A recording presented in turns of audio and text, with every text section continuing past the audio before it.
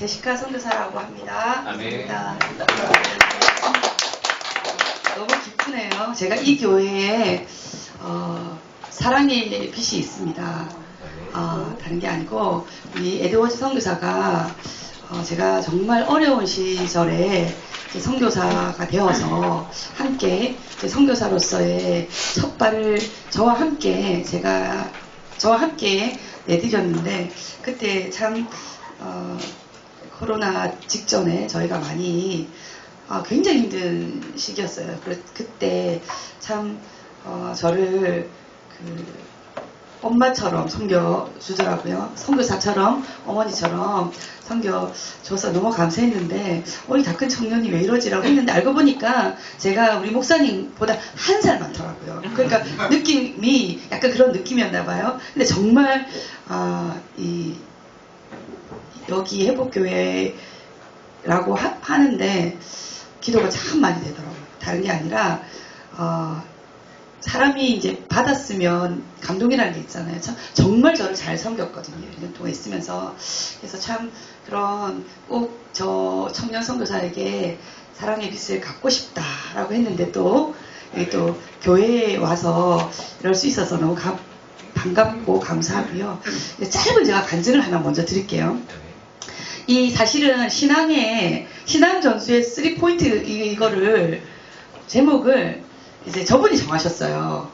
제가 정한 게 아니라 그래서 저는 제가 신앙 전수의 3포인트가 여러 포인트가 있는데 왜 3포인트지? 이러면서 제가 이제 우리 그 담당 클라라 선교사한테 전화를 했어요. 클라라 선교사 우리 부모학교 그 강의 중에 신앙 전수의 3포인트라는 강의가 있어요? 이렇게 물으니까 없는데요. 라고 이야기하는 거예요. 그래서 내가 너무 당황을 했어요. 그런데 왜 신앙 전수의 3포인트야? 이랬더니 그냥 선교사님 그냥 제목이 그렇고 그냥 복음 제자 소명을 하면 되지 않을까요? 이렇게 말해서 저도 이제 그때까지만 해도 그래?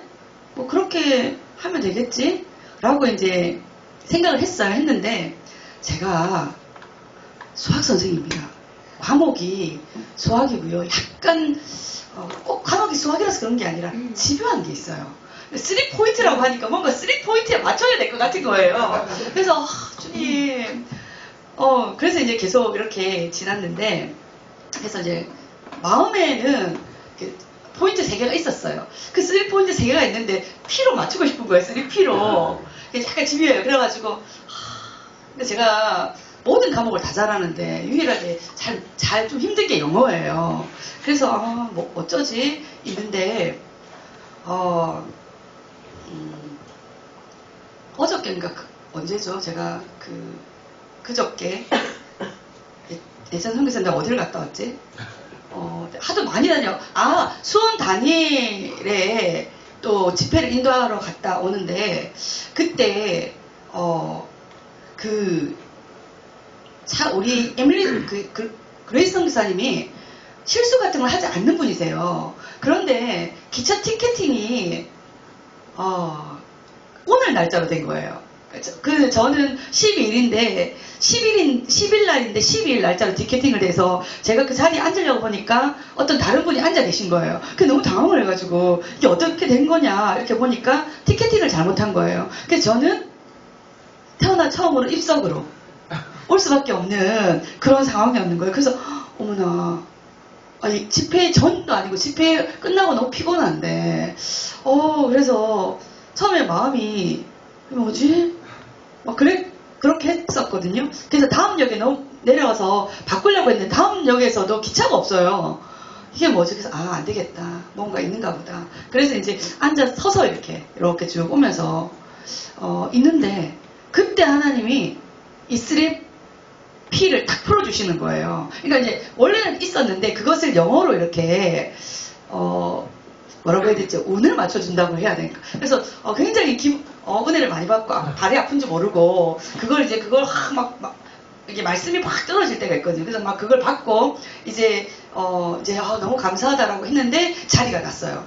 그래서 3분의 2는 서서 오면서 한 말씀을 받고 기도를 하면서 오다가 3분의 1을 앉아서 왔죠. 이게 무슨 말이냐면 이렇게 생각되는 거예요. 제가 참 내가 집회 마치고 오는데 올 때는 기차에서 다 자잖아요. 그러니까 이 아이를 정신이 깨야 내가 뭘 줘도 주겠다라는 마음이 드셨는지 생각이셨는지 그래서 이제 이걸 받아서 그렇게 해가지고 이제 이 PPT를 바로 이제 그 우리 듀 선교사한테 넘겨가지고 바로 이게 이 PPT가 어저께 아니 오늘 새벽인가 어제 저녁인가에 완성된 PPT예요. 뭐 저는 다 됐지만 또 만드는 게 있으니까 그래서 하나님께서 정말 저는 제가 부모학교를 올해 처음 나가는 거예요. 이 교회거든요. 그래서 정말 부모학교를 많이 축복을 하는 것도 있지만 이 축복이 회복교회에게 하나님 주시고 싶은 거구나라는 마음이 들더라고요. 그래서 심지어는 오늘 제가 새벽 3시에 하나 저를 깨우시더라고요. 새벽 3시에 깨우셔서 새벽 3시에 일어나가지고 제 말씀을 묵상하고 또 기도를 하고 그래서 이제 이렇게 또 오게 됐죠. 예, 그런 스토리가 있다는 것을 여러분 아시고요. 예. 그래서 우리 한번 하나님이 주신 신앙의 3포인트가 뭔지 한번 알아가 봤으면 좋겠습니다. 여긴 또 청년들이 있는데 잘 들어주란 말이야. 그래서 죄송합니다. 제가 가끔씩 반말이 나올 수도 있어요. 왜냐하면 제가 청년들하고 이렇게 하다 보니까 우리 어르신들이 계신데 나한테 하는 말은 아니구나 라고 생각하시면 되고 또 이렇게 하시면 될 것 같아요. 예, 한번 보겠습니다. 첫 번째 하기 전에 말씀을 한번 보겠습니다. 신명기 6장 4절부터 9절까지 쉐마라고 하죠. 예, 다 같이 한번 이것은 좀 특이하죠, 그죠? 이것은 메시지 성경에 나온 거거든요. 자, 그냥 일반 우리가 성경에는 으로 한번 개혁 개정이죠, 그죠? 개혁 개정으로 한번 읽고 또 이걸 한번 더 읽어봤으면 좋겠어요. 아멘. 예, 자, 이거 아니고 성경을 다 펴셨죠? 예, 다 같이 한번 읽어보도록 하겠습니다. 시작. 이스라엘아 들으라. 우리 하나님 여호와는 오직 유일한 여호와시니 너는 마음을 다하고 뜻을 다하고 힘을 다하여 내 하나님 여호와를 사랑하라. 오늘 내가 내게 명하는 이 말씀을 너는 마음에 새기고 내 자녀에게 부지런히 가르치며 집에 앉았을 때든지 길을 갈 때든지 누워있을 때든지 일어날 때든지 이 말씀을 강론할 것이며 너는 또 그것을 내 손목에 메어 기호를 삼으며 내 미간에 붙여 표로 삼고 또 내 집 문설주와 바깥 문에 기록할지니라. 아멘. 예, 이번에는 이것을 유진 피터스 목사님께서 하셨어요. 이거 메시지 성경 버전이거든요. 한번 다 같이 한번 읽어 보도록 하겠습니다. 자, 한번 읽어볼까요? 시작. 이스라엘 여러분 주목하십시오. 하나님 우리의 하나님 그분은 오직 한 분 하나님이십니다. 여러분의 하나님을 전심으로 사랑하십시오. 여러분의 전부를 다해 여러분이 가진 전부를 다 드려 그분을 사랑하십시오. 오늘 내가 여러분에게 전한 이 계명을 여러분 마음에 새기십시오. 이 계명이 여러분 마음에서 떠나지 않게 하고 여러분 자녀의 마음에서 떠나지 않게 하십시오. 집에 앉아 있을 때나 길을 걸을 때나 어디든지 이 계명에 관한 이야기를 하십시오. 아침에 일어나는 순간부터 밤에 잠자리에 드는 순간까지 이 계명에 관한 이야기를 하십시오. 이 계명을 여러분의 손과 이마에 메어 표로 삼으십시오. 여러분의 집 양쪽 문 기둥과 성문에도 새겨 놓으십시오. 아멘. 예, 그렇게 하나님을 사랑하고 정말 마음을 다하고 뜻을 다하고 힘을 다하여서 하나님을 사랑하는 것, 그것을 자녀들에게 가르쳐야 한다는 말입니다.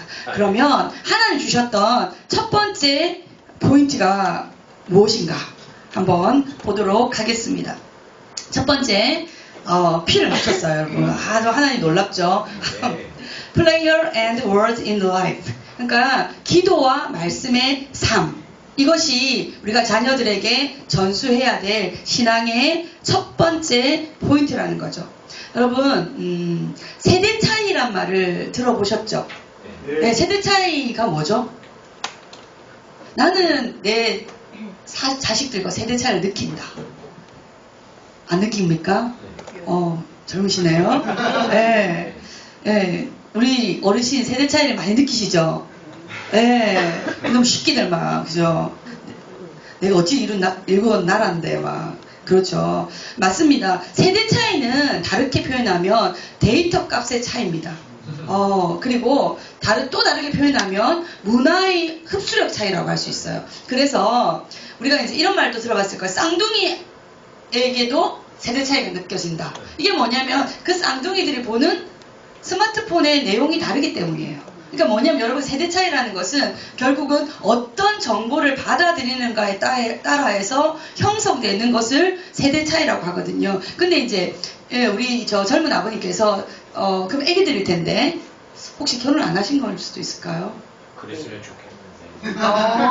어쨌든 세대 차이가 안 난다는 것은 애기들이 스마트폰을 가지고 있지 않거나 아니면 애기들에게 말씀과 기도로 양육하고 있다는 증거가 되겠지요. 아멘. 아니면 애들을 외면하고 있거나 둘 중에 하나. 여기서 아멘 나오면 좀 그런 건데. 자, 그러면 우리는 생각해 봐야 합니다.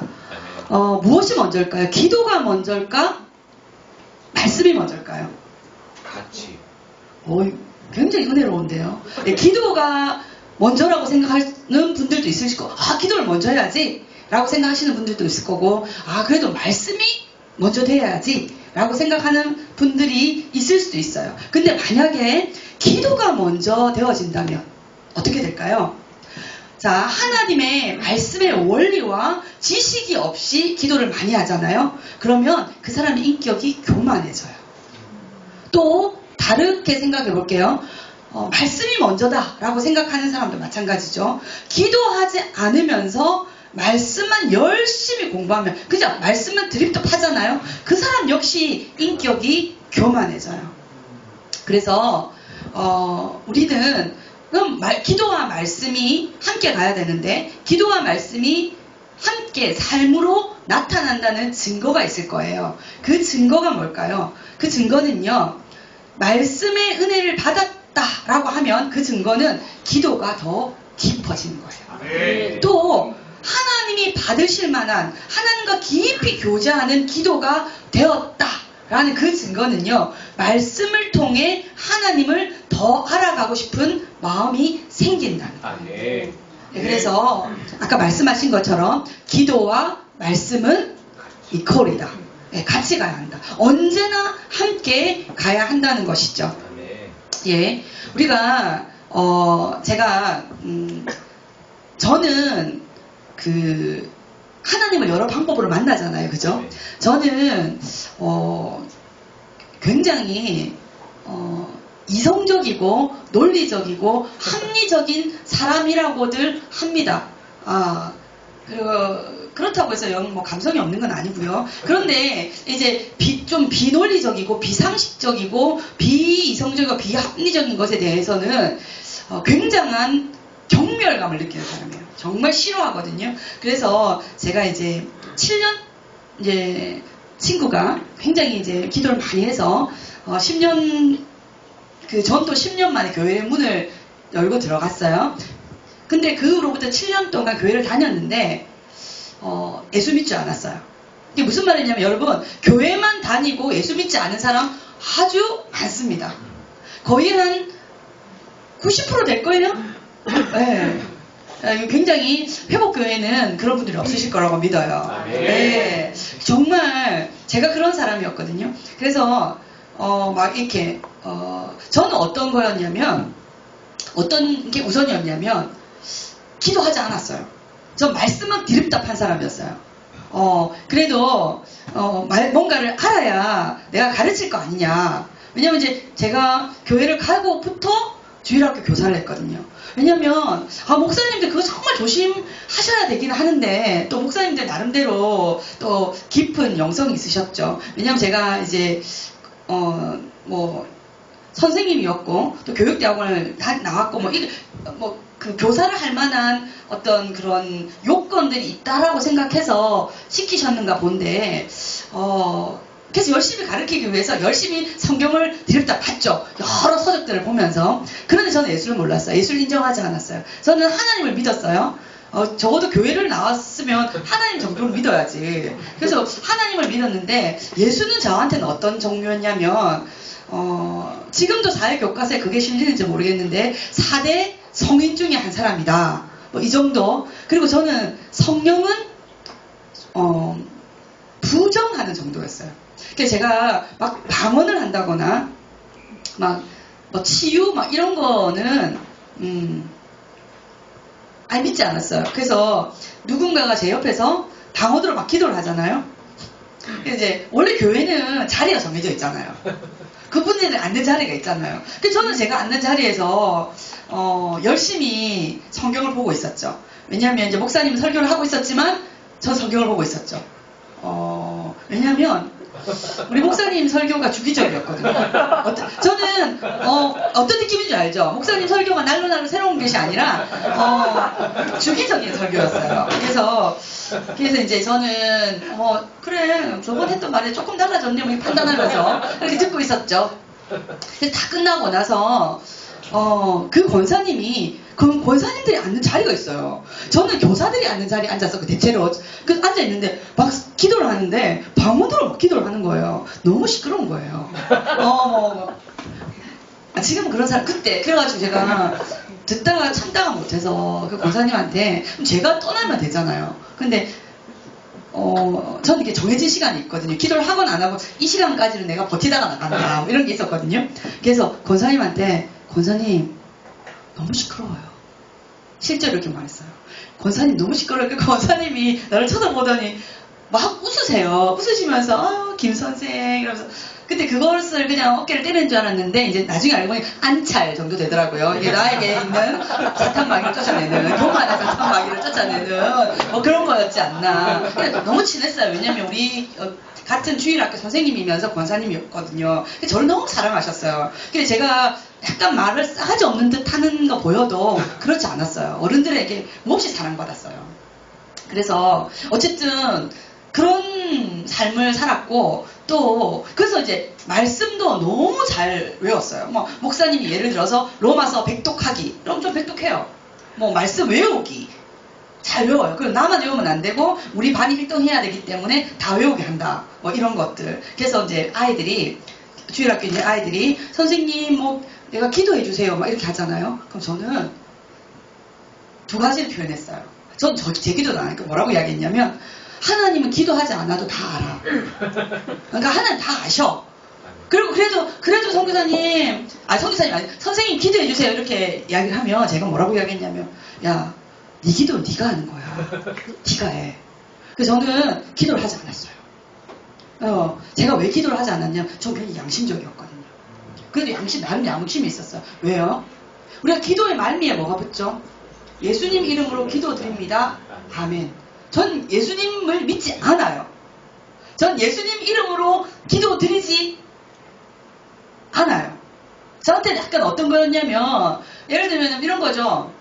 우리 에드워드 쌤이 저랑 관계가 있기 때문에 어디 가가지고 우리 이제 뭐 삼천리에 매점이 있는데 매점에서 우리 제시카 선교사님이 제시카 선교사님한테 돈 받고 음료수 하나 줘 이렇게 말했어요. 그러면 내가 먹으라고 말한 바는 없지만 또 내 이름을 대고 먹었다. 그럼 나하고 이제 좀 친분 관계가 있기 때문에 그래 내가 이제 갚아주겠다. 근데 어디 모르는 사람이 와가지고 제시카 선교사님이 먹으라 했다. 한다고 난 모른다. 약간 그런 느낌? 그러니까 나는 예수님 나를 모른다. 내가 그분의 이름으로 내가 뭔가를 할 수가 없다는 걸 좀 양심적이었어요. 저는 계속 기도하지 않았어요. 기도하지 않고 근데 그것만 없었으면 기도했을 텐데 급하지 않았던 거죠. 기도하지 않았어요. 기도하지 않았는데 어느 날이 아니죠. 2002년 월드컵의 뜨거움이 가라앉고 나서 2003년 그 추석 즈음에 아시죠? 어르신이 매미라는 태풍이 강타했어요. 그때 뉴스에 나오고 집 다 쓸려가고 막 사람 죽었다고 아파트 앞에 나오고 다 제 주변에서 일어났던 거였어요. 저희 삼촌 집 앞에 삼촌 집을 버스가 아니라 배 2대가 타고 들어가가지고 그리고 우리 집 쓸려 내려가고 막 그런 거였거든요. 그러니까 제가 그때 죽음의 공포가 저한테 임했던 거예요. 그래서 심각하게 생각했던 거예요. 제가 성경을 많이 봤잖아요. 그래도 진짜 구원받을 이름이 예수 그리스도밖에 없다는데 나는 예수를 안 믿고 어떡하지? 나 죽으면 난 천국 못 갈 것 같은데? 라는 심각한 생각을 처음으로 하게 됐어요. 그래서 그때서부터 가위 눌림이 시작됐어요. 정말 가위 눌림이라는 거를 처음 경험해 봤거든요. 너무 힘들었어요. 그래서 근데 급하니까 기도하게 되더라고요. 예수님 이름으로 기도하는 게 아니라 그때는 뭐라고 제가 기도를 하기 시작했냐면 아주 단순해요. 하나님 천국 좀 보여주세요. 왜 지옥 보여달라 해서 지옥을 보여주면 지옥 갈 것 같은 거예요. 그래서 제가 좀 머리가 똑똑하기 때문에 안 된다. 천국을 보여달라 하자. 천국을 보여달라고 해서 왜냐하면 제가 성경을 그래도 보니까 하나님은 정말 선하신 분이더라고요. 네. 하나님은 본인이 보여줬던 거에 대해서 책임을 지시고 말한 거에 대해서 책임을 지시더라고요. 네. 그리고 하나님은 아주 좋은 거를 주고 싶어하는 경향이 있더라고요. 그래서 하나님께 내가 천국을 보여달라 해서 하나님이 천국을 보여주면 나는 이제 안심이다. 이런 마음으로 그렇게 기도했어요. 얼마나 기도했게요? 1년은 넘게 기도했어요. 그냥 이런 게 아니라 그냥 단순하게 시도 때도 없이 마음으로 하나님 좀 천국 좀 보여주세요. 하나님 나 좀 천국 좀 보여주세요. 이렇게 기도했어요. 하다가 거의 한 1년 정도 다 돼 갈 때쯤에 좀 지치기 시작하는 거예요. 제가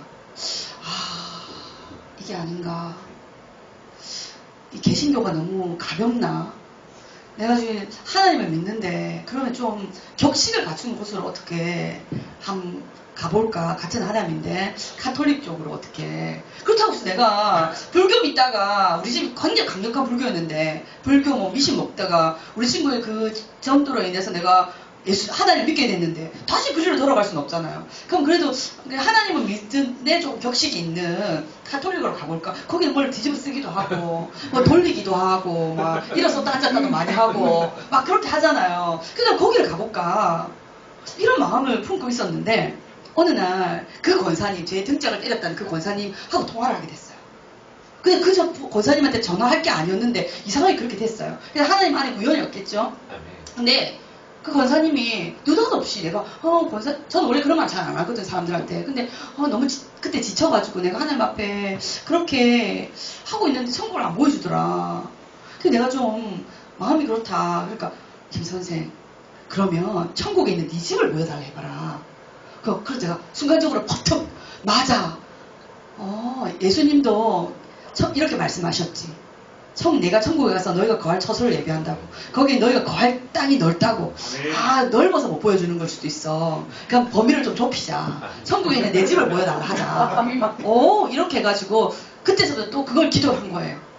한 3개월 정도 기도했는데 안 보여주시는 거예요. 그래서 마음이 힘들었죠. 마음이 힘들었는데 어느 날 저에게 그 감림산 기도원에서 하는 레인보우 트러스티아스라는 영성훈련 프로그램이 있다. 왜냐면 그 당시에 우리 교회에서 거기를 많이 갔어요. 그래서 교회 목사님의 추천과 그런 여러분들의 추천을 받아서 거기를 갔어요. 거기 가서 내 마음은 이런 거예요. 딱 거기서도 내가 만날 수 없다. 그럼 난 끝이다 이제. 난 안 할 거야. 이렇게 난 바꿔야 되겠어. 이런 마음을 가지고 올라갔어요. 올라갔는데 가자마자 나에게 핸드폰을 내라며. 지갑도 내라며. 지금 우리 캠프는 그렇게 하죠. 그때 난 너무 충격적이었어요. 핸드폰을 내고 지갑을 내고 그러라는 거예요. 그래서 일단 제 마음에 이런 게 그때서부터 빈정이 딱 상하는 거예요. 그래서 내기는 냈어요. 근데 제 마음에 어떤 게 있었냐면 3박 4일이었거든요. 그래, 얘네들 시키는 대로 내가 한번 하겠어. 내가 시키면 시키는 대로 딱 그대로 하겠어. 근데 만약에 마지막 날에 너희들이 시키는 대로 했는데 내가 천국을 못 본다. 하여튼 그렇다. 결과물이 없다. 근데 그거는 이제 끝이야. 이런 마음이었거든요. 근데 그런 고약스러운 마음으로 제가 앉아 있었어요. 앉아 있었는데 우리 저기 어르신 같은 저런 분들 그러니까 여러분들이 보통, 저는 그때는 뭔지 몰랐어요. 보통 은퇴하신 목사님들, 선교 마치고 돌아오신 선교사님들, 또 은퇴 장로님들, 이런 분들이라고요. 권사님들. 제가 그때 34살이었거든요. 제가 너무 기억을 받는 거예요. 너무 어린 아이인 거예요, 제가 거기는. 다 연세 많으신, 머리 희끗희끗한, 머리 희끗희끗한 것을 넘어서서 머리가 없으신 분들, 막, 이런 분들 막 많고, 막, 그런데, 그 신 하나님의 사랑, 뭐 이렇게 그게 절대 내 입장에서는 눈물을 흘릴 만한 찬양이 아니에요. 근데 막 그 어르신들이 손을 들고 눈물을 흘리면서 막 그냥, 그때서부터 올라오기 전에 기력을 보충 가보자. 돼지고기를 먹고 왔는데 체한 거예요. 성격이 그만큼 못됐다는 거예요, 제가. 체해가지고 미칠 것 같은 거예요. 그래서 이제 화장실에 갔는데, 토도 잘 안 나오는 거예요. 그래서 어쨌든 너무 힘들었어요. 내가 여기서 천국을 보는 것은 고사하고, 이거 약간 사입이 아닌가. 막 이런 마음을 막 품고 이렇게 있었는데, 저는 체해도 제산제가 안 됐기 때문에 소화제 같은 거 먹을 수 없어요. 이제 특이체질이라서. 그런데, 갑자기 침묵을 선포하는 거예요. 거기서. 침묵을 선포하면서 나와 하나님을 깊이 생각하라 하는 거예요. 체했는데. 그래서 이제 그래서 저랑 같이 방을 쓰는 그분이 있는데, 제가 체했다는 걸 알고 너무 괴로워하니까 그분이 막 말을 하면서 괜찮나면서 막 등을 두드려주고 막 그러는 거예요. 그래서 막 손을 따주고 막 이렇게 하는 거예요. 그래서 이제 정말 감사해요. 그때 제가 어떻게 했냐면 쪽지에다가 침묵이 선포되어 있는데 말을 하셔도 되나요? 진짜 이렇게 쪽지를 이렇게 했어요. 그분이 그걸 보고 내 얼굴을 한번 보더니 또 막 웃으시면서 등을 두드려주는 척 하면서 또 한차례 시작된 거예요. 그분이 다른 분이 있었어요. 아유, 괜찮다! 막 이러면서 막. 그런 거, 그러면 저는 끝까지 나는 말하지 않으리라. 나는 너 시킨 대로 난 침묵을 선포했으니 난 침묵을 하기가 또 막 이렇게 하나님과 나를 생각하래요. 그래서 하나님 막 생각하려고 했는데 생각이 잘 안 되고 막 체하고 막 힘들고 막 그러는 거예요. 그래서 이제 어쩌다가 이제 잤는데 그때가 11월 22일이었거든요. 그 다음날이 11월 23일인데 어제 뭐 가가지고 아침에 또 새벽 치다 우리를 깨웠어. 또 침묵을 해제한다고 해가지고 또 갑자기 이제 아침밥을 먹고 좀 왔는데, 아니 남을 위해서 기도하래. 남을 위해서. 나를 위해서 기도하는 것도 아니고, 지금까지 내가 남을 위해서 기도해 본 적이 없는데, 그래가지고 이건 또 뭐야. 근데 어른들이 무릎도 굉장히 아프실 텐데 왜 그렇게 무릎을 꿇고 있는지, 그 무릎을 꿇고 이렇게 기도를 하면서 또 나도 또 무릎을 꿇어야 되는 분위기인가 보다. 여기는 어쨌든 따라한다. 무릎을 딱 꿇고, 그냥 진짜 이제 무릎을 꿇고 기도를 하려고 입을 딱 벌리는데, 그때서부터 내가 생각하지 못한 말들이 내 입에서 나오는 거예요. 방언이 아니었어요. 방언이 아니고 그냥 이렇게 하나님 저를 용서해 주십시오라고 말하라. 저는 한 번도 하나님 나를 용서해줘야 될 짓을 한 적이 없어요. 저는 착하게 살았어요. 법도 잘 지켰고 나는 그랬는데, 나를 용서해 주셔. 나는 이제 그렇게 입에서, 방언이 아니에요. 우리 실제 이렇게 입에서 말이 나가면서 내 머릿속에는 왜 이러지? 미쳤나? 그런 걸, 그러니까 이게 지금 띵 맞은 것 같은 거예요. 그래가지고 그러면서 한편으로는 내가 미쳤나? 이렇게 하는데 이렇게 뿌옇게도 아니야. 뭐가 딱 보이는 거예요. 그래서 그게 뭐였냐면 내가 나를 보고 있는 거예요. 난 꿈을 꾸는 거 아닙니다. 내가 기도를 하고 있었어요. 내가 나를 보고 있는 거예요. 그래서 내가 너무 놀라가지고 눈을 번쩍 떴거든요. 눈을 번쩍 떴는데도 보이는 거예요. 그 나중에 알게 됐어요. 이걸 열린 환상이라고 하더라고요. 그래서 이것도 열린 환상인지 뭔지 알지 모르잖아요. 그때서부터 이제, 왜냐면 눈을 뜨면 그게 안 보여야 되는데 눈을 떠도 보이니까 그때서부터 공포가 몰려오기 시작하는 거예요. 이게 나의 그 감각들을 내가 조정할 수 없다는 거에 대한. 그래가지고 근데 그 본 게 뭐였냐면 제 죄를 보여주셨어요. 내가 거짓 교사였다는 죄를 보여주시는 거예요. 그래서 너무 이게 뭐라고 해야 되지?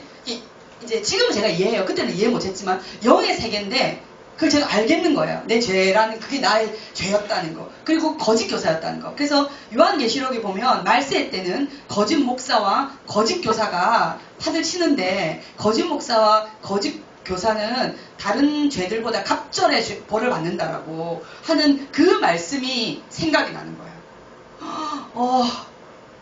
죽는구나. 천국에 있는 내 집 같은 소리 하고 있네. 천국에 가도 못한다 나는. 그때서부터 막 전 원래 겁이 없거든요. 우리 집에 막 굿도 하고 막 이래가지고 막 이런 거 많이 했거든요. 그래가지고 막 귀신 뭐 보고 막 그래. 귀신 하나도 안 무섭거든요. 귀신, 사람 무섭지 귀신 왜 무섭고 막 그냥 뭐 귀신 따위는 그래서 그 무당도 그랬어요. 이 집안에서 기가 제일 센 사람이 나다. 그래서 우리 내 방에 신주단지를 모셔야 된다. 그래서 내 방에 신주단지 모셔놨고 막 그랬었거든요. 그러니까 제가 깼어요. 예수 만나고 나서. 그래서 어쨌든 그래 너무 그래가지고 울고 불고가 아니라 그냥 눈물이 계속 나오는 거예요. 저 원래 울지도 않고 웃지도 않은 스타일이었거든요. 근데 그래서 이제 포기를 했죠. 끝이다 이제. 집에 가야 되겠다. 이제 내가 간절히 원하던 것에 답을 얻었잖아요. 천국은커녕 천국에 있는 집도 난 없고 나는 그렇게 죄를 많이 지어서 거짓 교사였으니까 나는 2배의 벌을 받고 나는 끝이다. 난 예수가 없는 줄 알았는데 예수가 실제 한단 말이야. 막 이런 걸 막 그런 이 딜레마를 안고 어쨌든 이제 짐을 챙기러 탁 갔는데 그 테이블 위에 뭐가 탁 놓여 있었어요.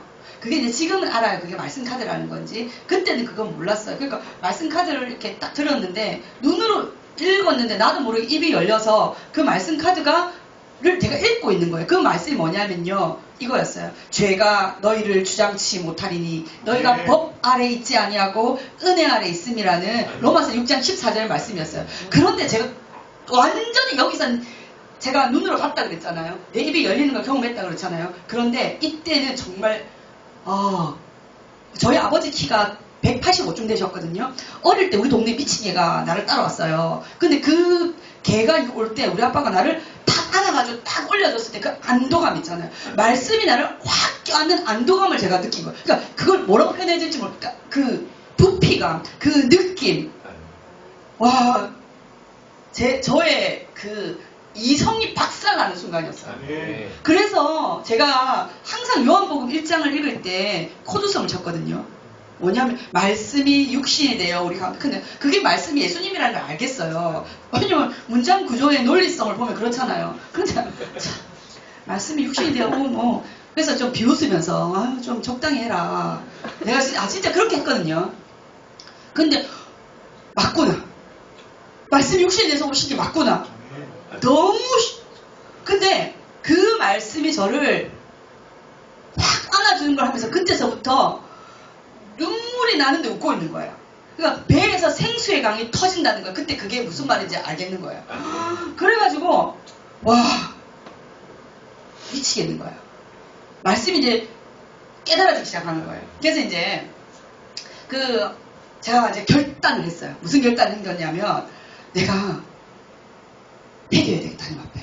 내 거짓 교사였을 때 하는 그 마음의 결단을 딱 품고 결단 하나가 뭐냐면 기도해야 되겠다. 회개 기도를 해야 되겠다. 이거 하고 두 번째는 뭐냐면 말씀이 너무 지금 좋은 거구나. 내가 지금까지는 상 받으려고 말씀해왔고 그래도 좀 잘난 체하려고 사실 했거든요. 못했었어요. 잘난 체하려고 좀 했거든요. 그런데 말씀이 진짜 예수님이란 말이야. 그럼 우리 애들한테 말씀을 내가 이걸 해야 되겠는데 근데 이제 막 말씀 이렇게 할까 막 여러 가지 생각이 막 도는데 안 돼. 내가 그것들 어떻게 믿지? 안 읽고 읽겠다고 하면 어떡하지? 그러면 안 되는데 그래서 제가 결단했죠. 말씀을 외우게 해야 되겠다. 그래서요 제가 하나님을 많이 받고 그때가 2004년 11월 23일이었어요. 저는 2004년 11월 23일을 잊지 못해요. 제가 회심한 날이거든요. 제가 예수를 거듭난 날이거든요. 예수님은 창세전부터 저를 보고 계셨겠죠. 하지만 제가 예수님을 대면하여 본 날이 그날이었기 때문에 제가 잊지를 못해요. 그날을. 저는 시간도 정확하게 기억해요. 왜냐면 드레스디아스를 제가 한 10년 동안 섬겼거든요. 그러니까 그 시간대를 대강 알아요. 2004년 11월 23일 10시 반에서 12시, 한 11시 반 사이 나는 주님을 만났다. 이렇게 되는 거죠. 그래가지고 그래서 제가 돌아오고 나서 26일 날 금요철회가 있잖아요. 제가 금요철회 같은 걸 갔을까요? 어떻게 그렇게 잘하세요? 그럼 가지 않아요. 왜냐면 저는 그때 뭐 하고 있었냐면 이제 가회를 하고 했었어요. 그러니까 고등학생들 고회과를 했었거든요. 그러니까 금요철회를 할 수가 없죠. 근데 너무 예배를 드리고 싶은 거예요. 그래가지고 제가 금요철회가 예를 들면은 9시다. 아니야. 근데 한 3시간 정도 빨리 간 것 같아. 너무 빨리 가고 싶은 거예요. 빨리 가서 하나님과 기도하고 하여튼 아니 너무 가고 싶은 마음이 간절한 거예요. 그래서 가는데 그때 우리 이제 마산에는 가로수가 은행잎으로 이렇게 돼 있어요. 그러니까 은행잎이 정말 용단처럼 이렇게 깔려 있는 거예요. 그 제가 원래는 한 정, 2정거장 이상이 되면 무조건 택시거든요. 근데 그 한 5정거장 됐는데 택시를 타지 않고 우리 에드워즈 선생님 알 거야 내가 그러니까 타지 않고 내가 걸어가면서 너무 신나는 거예요. 근데 마침 그때 그 카페에서 카페가 아닌 다방인가 하여튼 모르겠어요. 하여튼 은혜로운 찬양은 아니고요. 아주 은혜로운 가요가 나오는 거예요. 그게 뭐였냐면 자우림의 매직 카펫 라이드였어요. 이렇게 멋진 파란 하늘 위로 이렇게 멋진 뭐 이런 거 있잖아요. 이걸 다 부르면 괜찮아요. 이렇게 생각할 수 있죠. 저 선교사가 간드상에서 가요를 여러분 하나님 앞에 이 모든 것이 다 하나님 거예요. 악마적인 네. 것만 아니라면 저는 그것이 어떤 은혜로운 찬송보다도 더 은혜로웠어요. 왜냐하면 거기에 가사 가운데 뭐가 있냐면 한번 뭐 우리 두 사람 이런 표현이 있어요. 마법 융단을 타고 가는 우리 두 사람. 그 두 사람 누구께서 나와 예수님. 아멘. 막 그렇게 적용이 되면서 그래서 한 번밖에 없는 인생 가장 좋은 것을 택해요. 근데 딱 그 순간 그래 가장 좋은 것 영혼 구원 가장 좋은 것 내가 지금까지 그 웅덩이에 빠뜨렸던 정말 그 아이를 건져내는 것. 제가 그 당시에 뭐였냐면요. 제가 이제 석박사 과정을 쉬고 있는 상태였거든요. 그 일본의 석박사 과정을 아주 어렵게 자구받고 와서 쉬고 있는 상태였어요. 그날 제가 나왔어요. 그래서 전 목표가 교수가 되는 거였거든요. 저의 욕망은 그래서 제가 미친듯이 공부했거든요. 제가 미친년이라는 소리를 2번 들었거든요. 왜냐하면 그 공부할 때 8개월 동안 제가 신장이 지금도 굉장히 안 좋아요. 많이 피곤하고 이러면 퉁퉁 붓고 안 좋은데 그 이유가 뭐냐면 공부를 너무 열심히 해서 화장실 갈 시간들을 놓치고 막 이래가지고 신장이 하나가 망가졌어요. 그래가지고 어쨌든 그래요. 그때 미친년이라는 소리를 들었어요. 왜냐면 저한테는 8개월이라는 시간밖에 없었거든요. 우리 집이 부자였으면 제가 그냥 하면 되는데 그런 게 없었어요. 저는 반드시 석박사 과정 5년의 장학금을 받았었어야 돼요. 왜냐면 그때 일본과 우리의 환율 차이가 11대 1이었어요. 우리나라에 1,100원을 갖다 줘야 거기에서 100원의 가치밖에 안 하는 거예요. 그렇기 때문에 장학금을 받지 않고는 내가 거기 갈 수가 없었어요. 그래서 그렇게 공부를 했는데 그때 정말 공부했죠. 나의 욕망을 위해서. 난 미친 듯이 공부했어요. 미친년이란 소리 들어도 좋았어요. 근데 그렇게 했었던 거예요. 그렇게 했는데 그걸 진짜 마치 그 무거운 짐을 내려놓는 아주 가벼운 마음으로 그것을 그냥 던져버렸어요. 그리고 나서 정말 예수 만나고 나서 너무 사람이 바뀐 거예요. 바뀔 수밖에 없죠. 왜냐하면 그 전까지는 나에게 예수는 그냥 4대 성인 중에 하나였거든요. 근데 예수는 실제했다고요. 예수는 실제했다고요. 천국이 있더라고요. 아니, 나중에 알겠다. 죄가 있었어요. 그래가지고 제가 똑똑하거든요. 이걸 잡아야 되겠다. 왜냐하면 내가 오래 살아봤자 그때 제가 34살이었으니까 뭐 오래 살아봤자 뭐 50년 뭐 더 살겠어? 왜냐면 우리 아버지가 일찍 돌아가셔서 저희 집에 장수익금은 없어요. 저희 집은. 그래가지고 그렇게 생각했죠. 그거 50년 근데 내가 대학 교수가 된다 해봤자 한 30년 하겠어? 그런데 영혼과 바꾼다고? 라는 생각이 딱 들어가게 됐어요. 기꺼이 버렸죠. 그래서 그때서부터 정말 애들 말씀 외우고 기도하고 내가 미친 사람들이라고 생각했던 노방전도 나가는 사람의 그 대열에 제가 마이크를 들고 제가 하고 있는 거예요. 그 사람들이 저한테 미친년이라고 미쳤다고 이야기한 거예요. 그래서 내가 세상에 그 나의 욕망을 위해서 미친년이라고 소리 들었을 때는 제 안에 도끼가 있었거든요. 어떤 도끼? 그래 미쳤다고 해봐. 내가 교수만 되어봐. 라는 도끼가 있었거든요.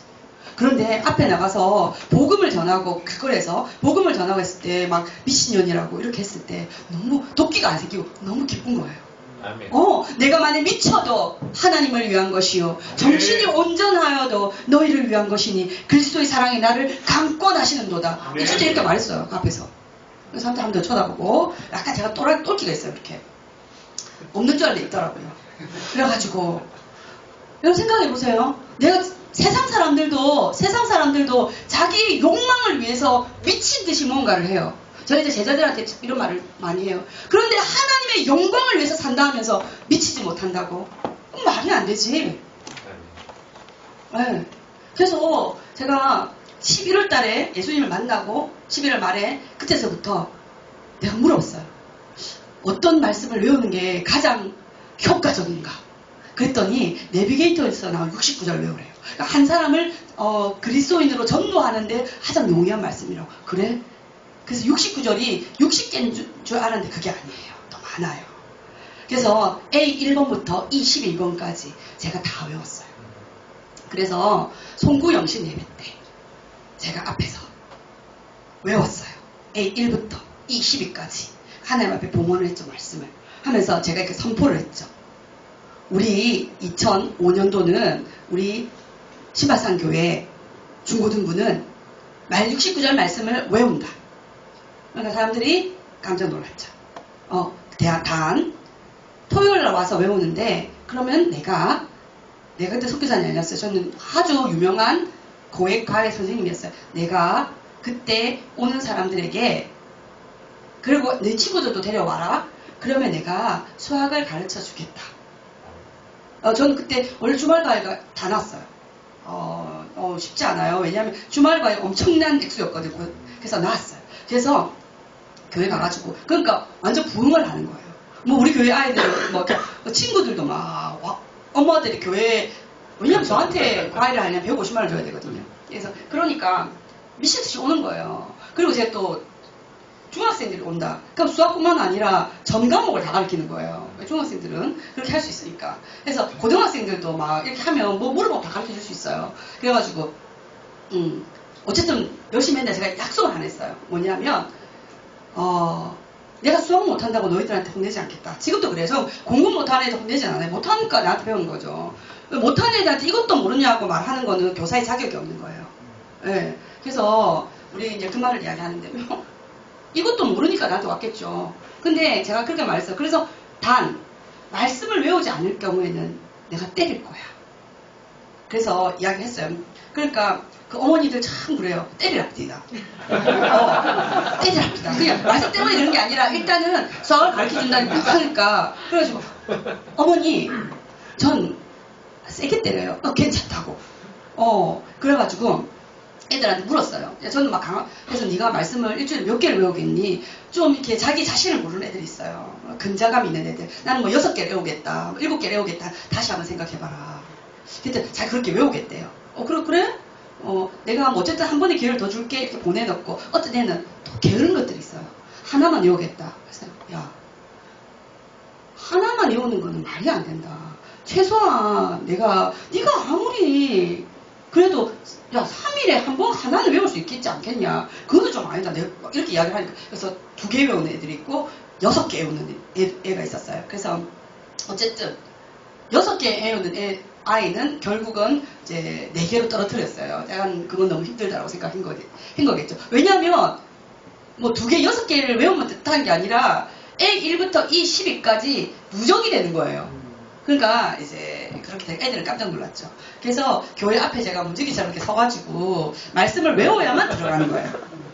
실제적으로. 그래갖고 말씀을 못 외우잖아요. 그러면 이제 맞고 진짜 때렸어요. 맞고 그래가지고 이제 들여보내고 그래서 이제 말씀 열심히 외우고 이제 그런 일들을 했고 저 안에 확신이 있었어요. 어떤 확신이냐면 제가 예수가 말씀이 육신이 되어 오신 분이 예수라는 것을 인정하지 않고 그냥 상 받으려고 말씀해왔고 또 그냥 뭐 잘난 체 하려고 말씀을 읽었지만 예수님이 인격적으로 딱 만나고 나니까 읽고 외웠던 그 말씀들이 다른 것보다 더 강력하게 풀어지는 경험을 했기 때문에 그냥 무조건 그 말씀을 외우게 했는데 저 안에 그런 제가 체험이 있기 때문에 그렇게 했고 그리고 제가 우리가 보통 아이들이 중고등부 예배는 이제 주일날 이렇게 뭐 한 30분 전에 와서 교사가 기도하고 이렇게 하잖아요. 저는 그런 게 2시간 전에 갑니다. 2시간 전에 가가지고 그때는 교사들과 학생의 임원들이 다 와서 기도를 해야 되는 거예요. 기도를 하고 그 다음에 이제 1시간 전에 모든 전학생들이 다 오는 거예요. 예배드리기 전에 기도하고 그래서 저한테 약간 그런 파워가 있었어요. 아니 잘 안 해요. 저 쉽게 이렇게 요동하는 인물은 아니에요. 근데 한번 뭔가 강력하게 딱 부어지잖아요. 그러면은 끈질기고 집요한 데가 있어요. 그래가지고 왜냐면 애들은 올 수밖에 없었어요. 왜냐면 저한테 수학을 배운다는 거는 정말 그렇게 웃고 계시지만 저한테 한번 배워보시면 정말 성적은 바로 올라요. 이거는 완전 보장. 아니, 장사치 같나요?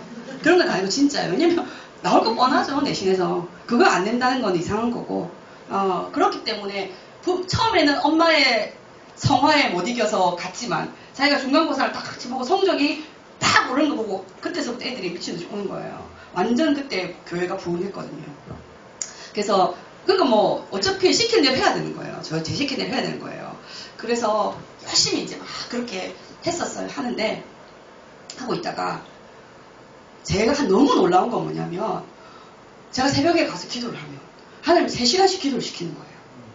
와, 12월 달에 1월 달에 한 40일 정도를 그렇게 방언 아닌 말로 이렇게 기도를 하니까 엄청 힘든 거예요.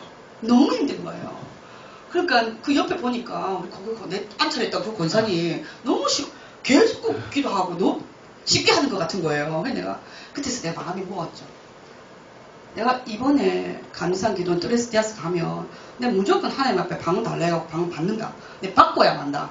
그래서 1월 달에 이제 가가지고 이제 딱 1월 때 가가지고 나는 이제 오늘 방언 이번 달에 내가 무조건 방언을 받을 거야. 그래서 이제 내 동생을 데리고 왔거든요. 내 동생이 그때 다치고 있었는데 데려갔는데 정말 열심히 기도를 해줬어요. 모든 사람들을 기도를 막 해줬는데 나는 방언이 안 나오고 안 터지고 내가 기도해준 그 사람들이 방언이 터지는 거예요. 그러니까 나중에는 저는 이런 마음이었죠. 그래 맞아. 내가 섬기는 자리에 있으니까 그래 그분이 방언을 받고 그래 나는 받겠지만 나중에는 내가 탈진을 하겠는 거예요. 그래서 내가 이건 좀 너무한데요. 그래서 어느 분이 이렇게 기도해달라고 이거 저한테 왔어요. 저는 그분을 몰라요. 전혀 모르는 분이에요. 그래서 내가 진짜 내 안에서 약간 삐짐이 나와가지고 지금 하나님께 안 삐집니다. 그때 삐져가지고 그때 내가 잘했던 말이 있거든요. 하나님 이건 아닌 것 같습니다. 하나님 이러시면 정말 곤란합니다. 이런 따위 그렇게 하면 안 돼. 근데 내가 몰라가지고 막 그렇게 기도했거든요. 근데 내가 그 사람이 오는데 나한테 오지 마라 나한테 오지 마라 나한테 오지 마라 나한테 오는 거예요. 난 그분을 모르는데 근데 막 딱 기도를 막 하는데 그냥 내가 마음에 이렇게 했어요. 하나님 나 진짜 내 입에서 나온 대로 할 겁니다. 근데 마음대로 할 거거든요. 그래갖고 이제 진짜 내 입에서 나온 대로 막 했어요. 내가 그 사람이 뭐 저그 동생이 군대를 갔는지 뭐 지금 뭐 엄마가 교통사고를 당했는데 내가 어떻게 알 거야. 근데 막 내 입에서 막 나온 대로 했거든. 하면서 진짜 약간 정신이 막 났고 막 이렇게 그래 하고 근데 막 내가 그렇게 기도하고 있는데 그분이 너무 우는 거예요. 이분이 왜 울지? 이러면서 그분이 갔고 그래서 진짜 난 역시 난 방언이 안 터졌어. 막 이러면서 막 슬퍼하고 있는데 제 동생이 저기서 쩔뚝거리면서 걸어오고 있는 거예요. 그래서 내가 내 동생이니까 또 기도를 해줘야 되지. 내 동생 기도를 막 그리고 동생이 언니야 이렇게 오는 거예요. 그래서 내가 이렇게 탁 안아서 기도를 하는데 할렐루야. 아멘. 바로 방언이 빡 터진 거야. 내 힘이 없었거든요. 네. 진짜 주지 않는다 이랬는데 갑자기 힘이 뻥 나면서 눈이 번쩍 뜨는 거예요. 제가 언어 방언을 받았거든요. 랄랄라 이런 방언 아니었어요. 그걸 무시한다는 게 아니라 저는 나중에 알게 됐어요.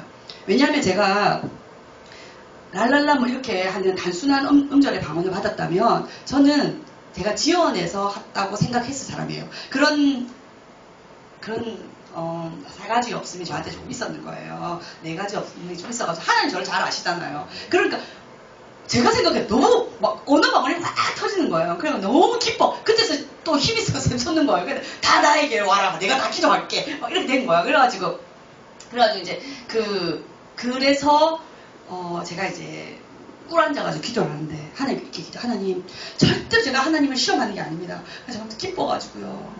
제 마음에 이런 게 방언이 그치면 어떡하지? 그래서 이제 그런 약간의 마음으로 기도를 했는데 계속 방언이 잘 나오는 거예요. 아싸 이제부터 는 새벽 기도 가서 할 수 있어. 그래서 정말 감사해서 그래서 그때 제가 1월 달에 방언을 받고 그때서부터 진짜 새벽 기도 가가지고 방언으로 3시간씩 기도했어요. 근데 다른 기도가 아니고 회개 기도. 왜냐면 제가 하나님 생각나게 해주시더라고요. 저는 기억도 못했어요.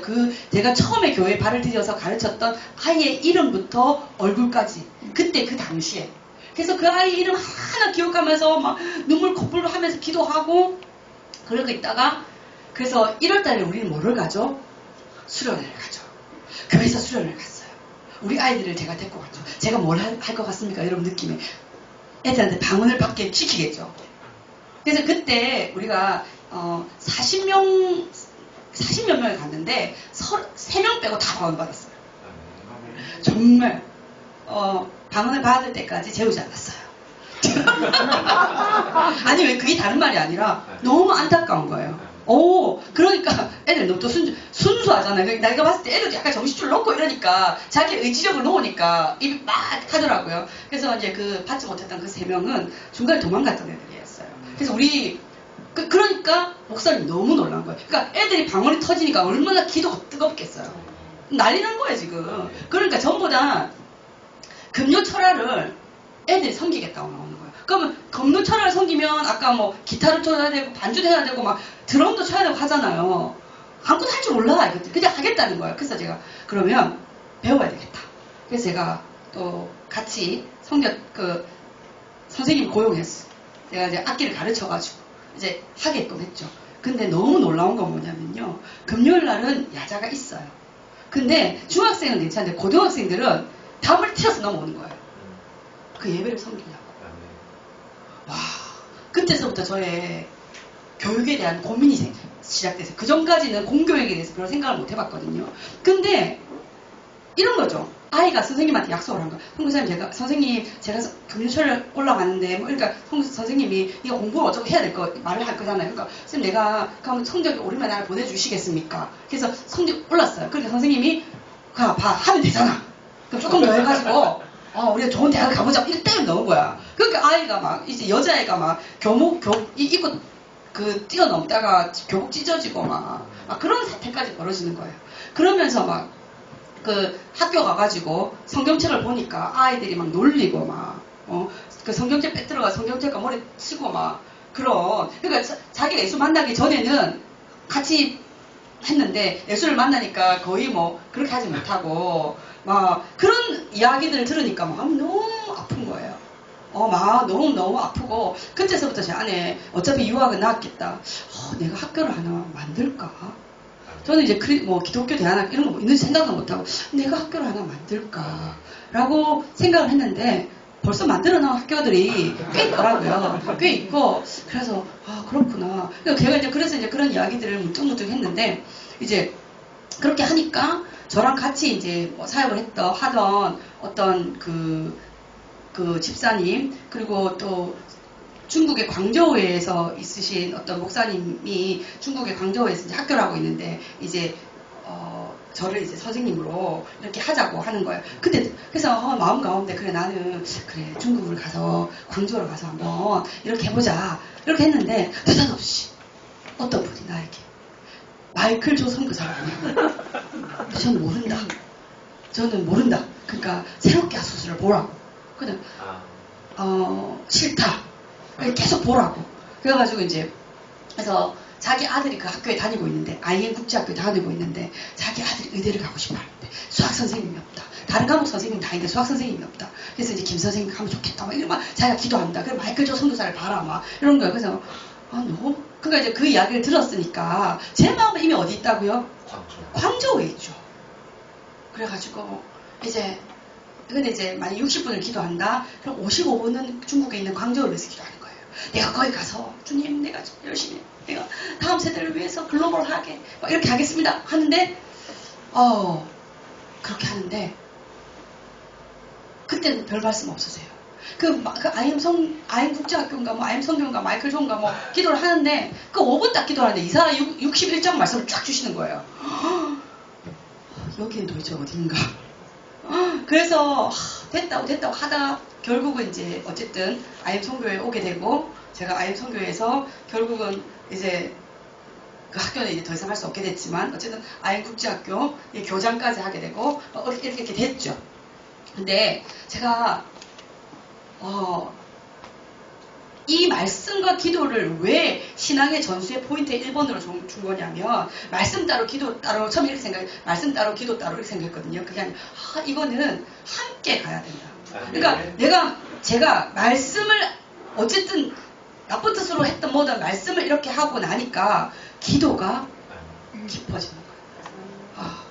그리고 기도가 깊어지니까 말씀이 더 갈망이 되고 말씀이 풀어진다는 것을 제가 경험했기 때문에 내가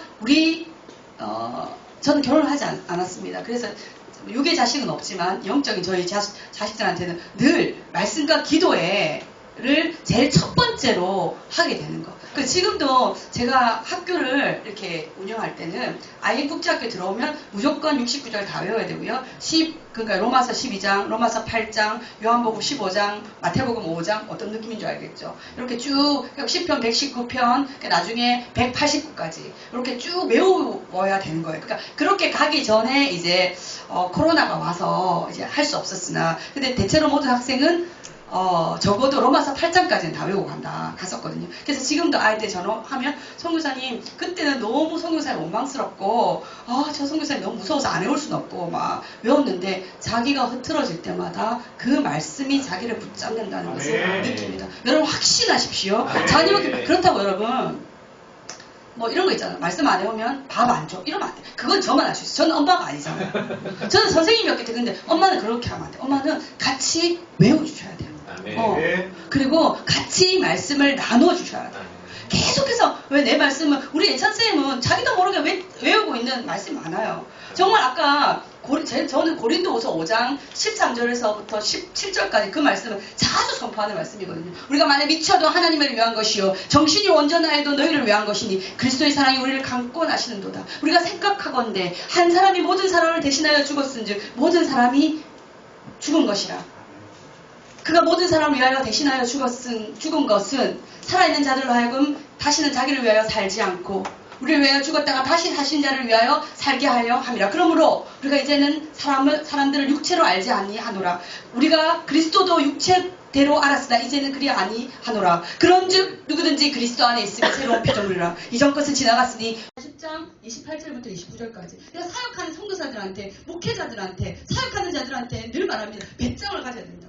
너희는 알지 못하였느냐, 듣지 못하였느냐, 천지를 만드신 여호와 땅끝까지 창조하시는 이는 피곤치 아니하시며 곤비치 아니하시며 명철이 한이 없으시며 피곤한 자에게 능력을 주시며 무능한 자에게 힘을 더하시나니 소년이라도 피곤하며 곤비하고 장정이라도 쓰러지고 넘어지되 오직 여호와를 앙망하는 자는 독수리 날개 쳐 올라감 같을 것이요 걸어가도 피곤치 아니하며 뛰어가도 곤비치 아니하니. 막 수시로 막 이런 말씀 튀어나오고. 그걸 외우고 싶지 않아도 외워지죠. 아니 그죠. 생각이 나잖아요. 난다 그죠. 사역하다가 떠오르는 거. 그렇죠. 그게 필요합니다. 진짜 여러분이 자녀들하고 막 이렇게 하시면 안 돼요. 부작용이 뭐냐면, 내 새끼야, 말씀은 만나란 말이야. 말씀 외우기 전에 밥도 먹지 마.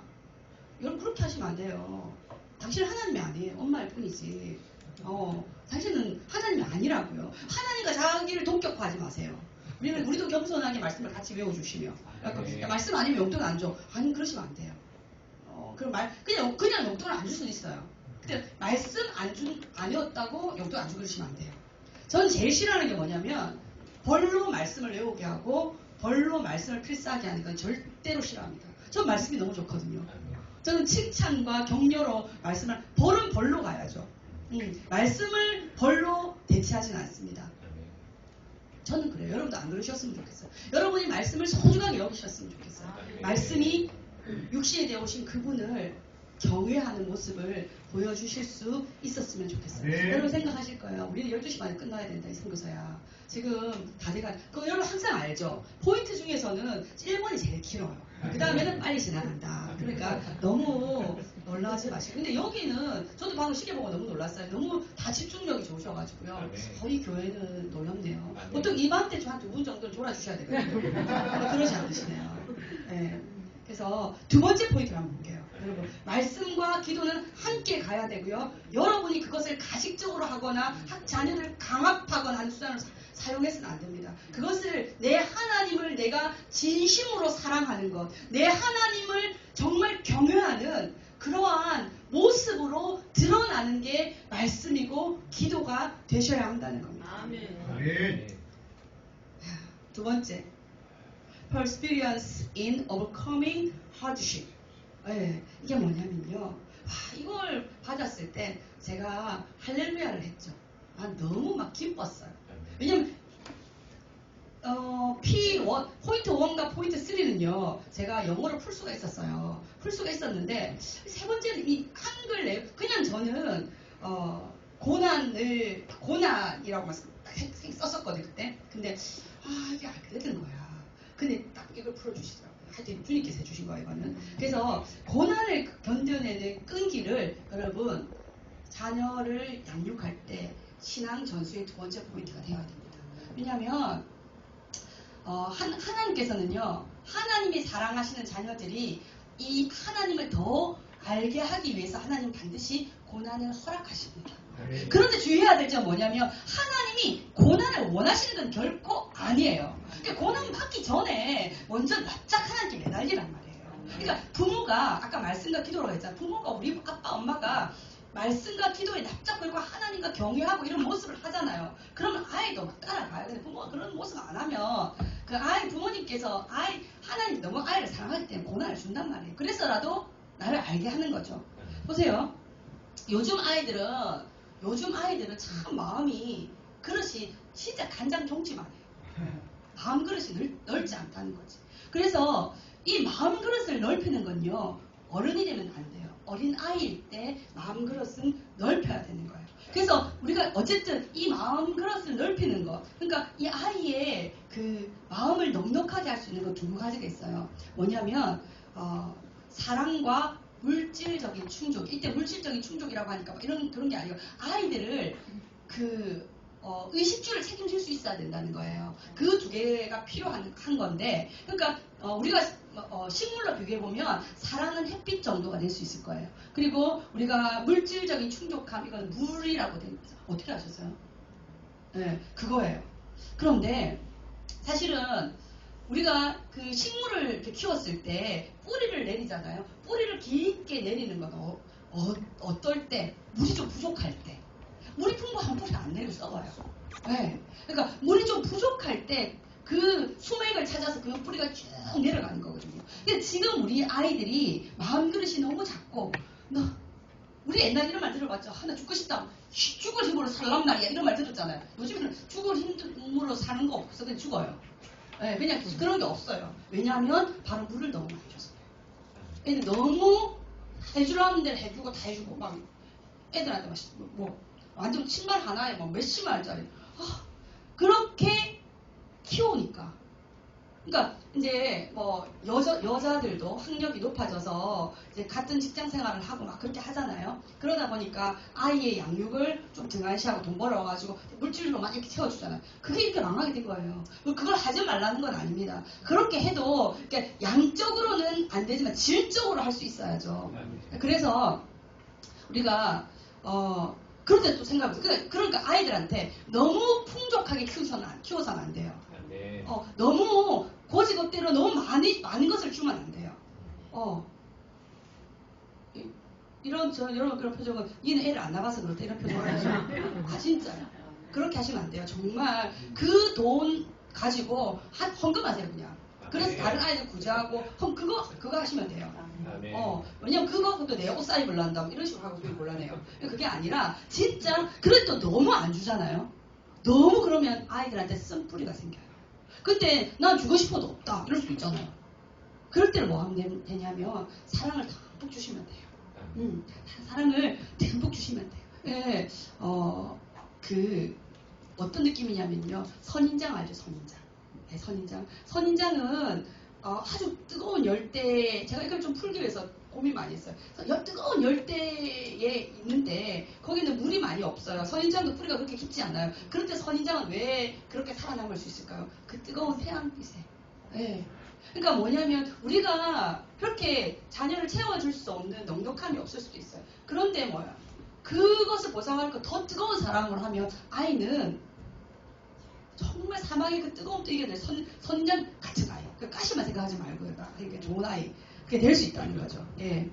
그래서 우리는 어쨌든 사랑하고 아이에게 물질적으로 충족하면 너무 많이 주면 안 되고, 그죠? 그런 현명함. 그러니까 아이에게 내가 아니라 너가 아니라 이때 부모가 우리 내 새끼 할 때 아이는 나라고 생각하잖아요. 그게 아니라 우리 아이들에게 길러줘야 될 게 뭐냐면 우리라는 것을 길러줘야 된다는 거죠. 그래서 아이들에게 공동체의 소중함을 길러주실 수 있는 것. 그게 반드시 필요합니다. 그러면 고난을 견뎌내는 끈기가 필요한 이유를 다시 한번 구체적으로 볼게요. 첫 번째는요. 고난이 없는 하나님의 자녀는 단 한 명도 없어요. 왜 없을까요? 우리는 이미 원죄를 가지고 있잖아요. 인간은 악해요. 악하기 때문에 우리가 아까 하나님 앞에 막 이렇게 하지만 그래도 이상한 길로 가요. 그래서 하나님은 고난을 줘서라도 되돌리게끔 할 수밖에 없단 말이에요. 그게 택한 백성이면. 그렇지 않습니까? 그리고 두 번째는요. 고난이 있을 그때만 머리의 지식이요 가슴으로 오고 그 입술의 고백이 가슴의 고백이 될 수 있는 거예요. 네. 정말 이것을 통해서 이겨낼 수 있는 그 고난을 견뎌내는 그 끈기도 사실 뭡니까? 말씀과 기도예요. 그것을 동반해야 된다는 거죠. 그래서 여러분도 자식들한테 뭔가 말을 할 때 근거는 있어야 될 거잖아요. 때려도 근거는 있어야 될 거잖아. 법에는 못 때리게 하거든요.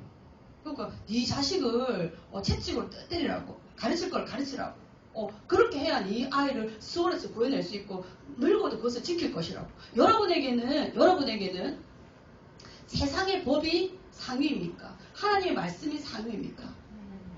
예, 그러면 법을 어길 날이 올 거예요. 저는 그걸 경험했어요. 저는 아인 국제학교를 운영하면서 코로나 방역법을 어겼어요. 그걸 알고 어겼어요. 코로나 방역법을 알고 어겼다고요. 왜냐하면 예배가 더 소중했기 때문에. 그렇게 많은 아이들을 밀집시키면 안 된다는 거 알았어요. 또 그리고 코로나의 심각성도 잘 몰랐고 근데 사실 지금 지나고 보니까 코로나 별거 아니고 왜냐면 나이 드신 분들에게는 위험할 수 있는데 저희는 청소년들이었어요. 그리고 저는 검사를 다 하고 들어갈 수 있었어요. 근데 어쨌든 알고 어겼어요. 그때 다니엘이 항상 같이 예루살렘 성전을 보고 3일 동안 3번 기도하는 그 말씀을 제가 받고 기도했어요. 그래서 내가 사자굴에 끌려간다 하더라도 하겠다 라고 했는데 만만하게 받더라고요. 좀 많이 힘들었어요. 많이 힘들었지만 그래서 저는 아이들한테 말했어요. 제자들한테 나는 그것이 세상의 법이 아니라 하나님의 법이 나에게 상위였다. 그래서 난 그거를 어겼다. 그래서 법의 처벌을 받는다면 그것으로 처벌을 받는 것은 어쩔 수 없다. 사자굴을 끌려가든 재판을 받든 상관없다. 근데 제가 이제 우리 에드워드 선교사는 알고 있어요. 정말 많이 아팠던 이유가 있었어요. 그것 때문이 아니에요. 대안학교법을 어겼다고 하는 거예요. 대안학교 법은 없어요. 법은 작년에 제정된 거예요. 작년에 그것도 아이엠 때문에 제정됐거든요. 그래서 제가 알아요. 그래서 그 방역법 어긴 걸로 오면 제가 겸손하게 하지만 교육청에서 딱 오잖아요. 그러면 나 죽이라고. 내가 언제 막 했거든. 왜냐면 나는 법을 어긴 적이 없어요. 그거는. 그래서 법이 있었냐고. 법이 없어서 못 지키지 않았냐고. 없는 법을 어떻게 지키냐고. 근데 그분들도 알고 있어요. 그래서 그냥 아무 말도 안 하고 그냥 잘하세요. 그럼 어떡하 이렇게 중립적이 있으니까요. 그렇게 하고 갔어요. 근데 그때는 너무 괴로웠는데요. 제 안에서 괴로웠는데 제가 지금 생각해보면 너무 감사하다. 다른 게 아니라 내가 이때 만약에 우리 아이들에게, 내 제자들에게 예배보다 국가의 법을 지키는 것이 더 우선이라고 하는 모습을 보였다면 과연 내가 선교사로 이 자리에 설 수 있었을까?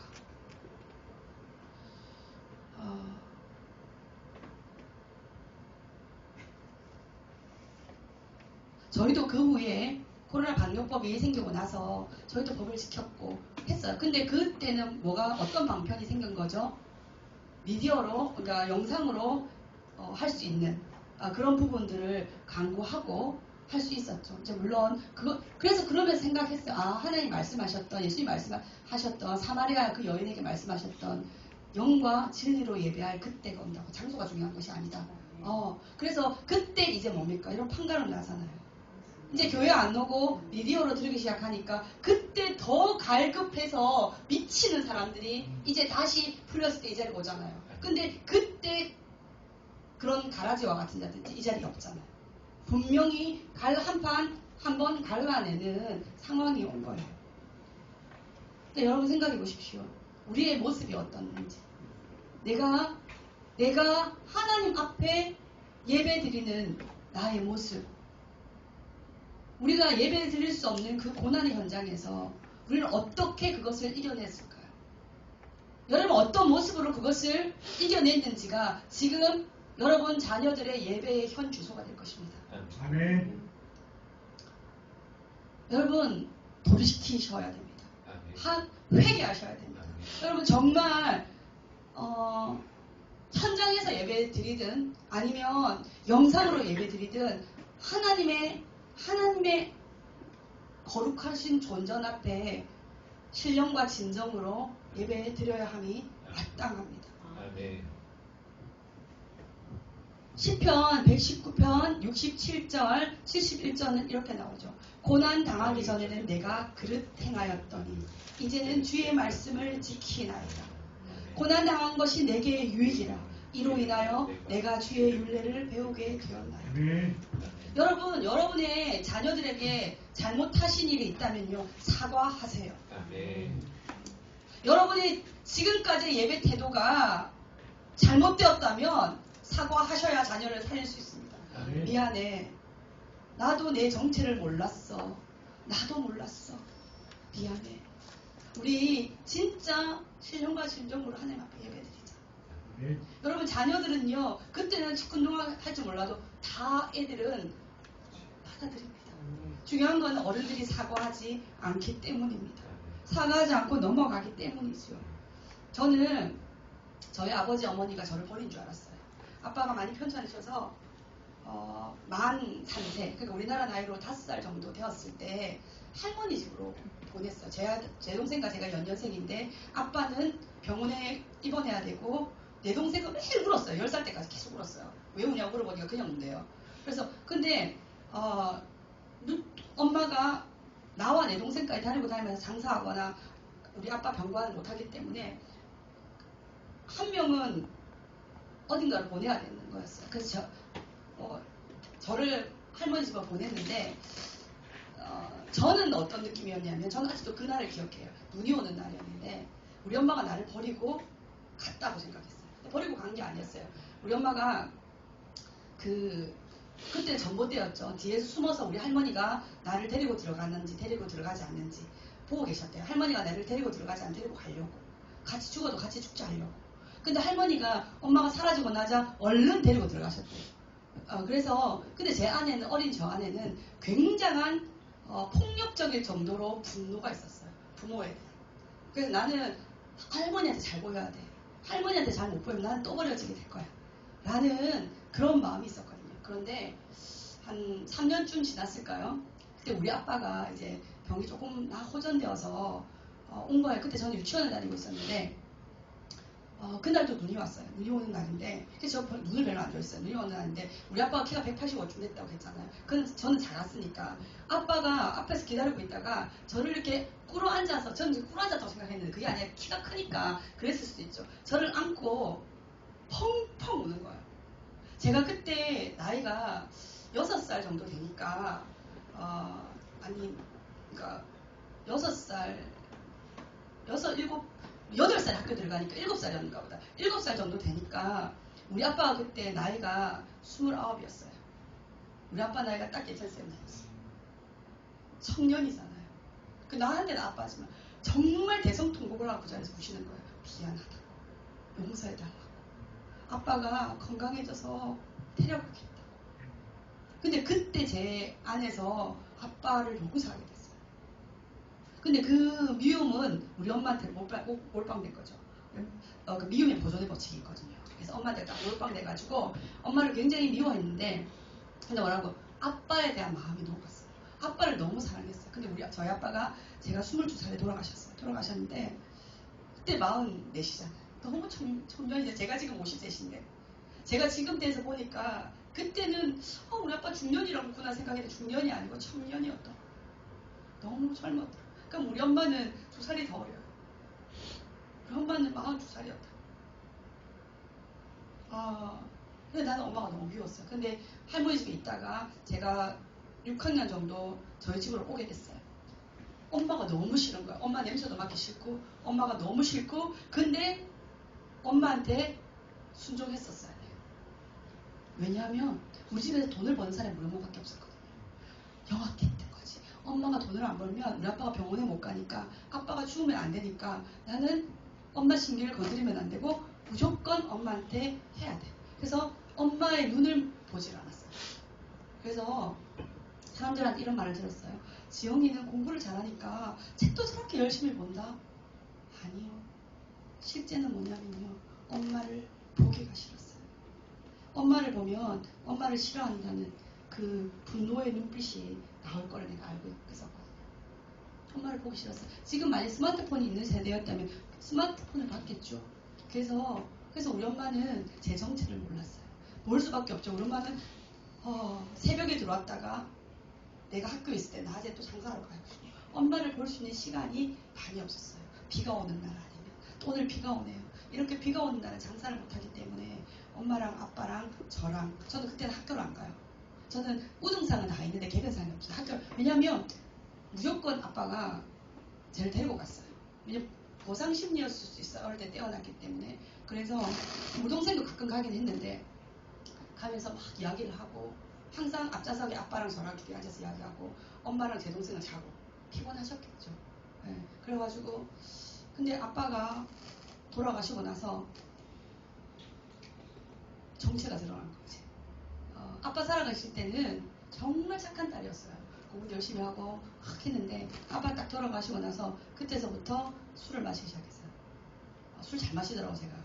간이 튼튼한 건지 뭐 모르겠는데 어쨌든 술 마시고 한 게 뭐냐 술 마시고 나이트 가고 그렇지만 아주 전액 자금하고 왔기 때문에 그냥 유지해야 되기 때문에 공부를 아주 열심히 했어요. 근데 어느 날 술을 마시고 딱 들어왔는데 우리 엄마가 너무 속이 상한 거예요. 그래서 네가 아빠 돌아가 죽은 지 얼마 됐다고 막 하소연 막 이런 거를 했을 때였어요. 그래서 그때 내가 그 말을 평소에는 엄마한테 대꾸를 안 했거든요. 근데 뭐 어려워서 안 한 게 아니라 그냥 대꾸하기 싫어서 안 했거든요. 그날 술이 너무 많이 신 거예요. 그래서 우리 엄마를 쳐다보면서 누가 나를 낳아달라고 하냐. 왜 내가 원하지 않게 낳아서 나한테 이러냐고. 그럼 나를 지우지 그랬냐고. 제가 이런 말 했어요. 맞아 그런 표현. 그러니까 우리 엄마가 그때 너무 그래서 뺨을 한대 총을 맞아봤어요.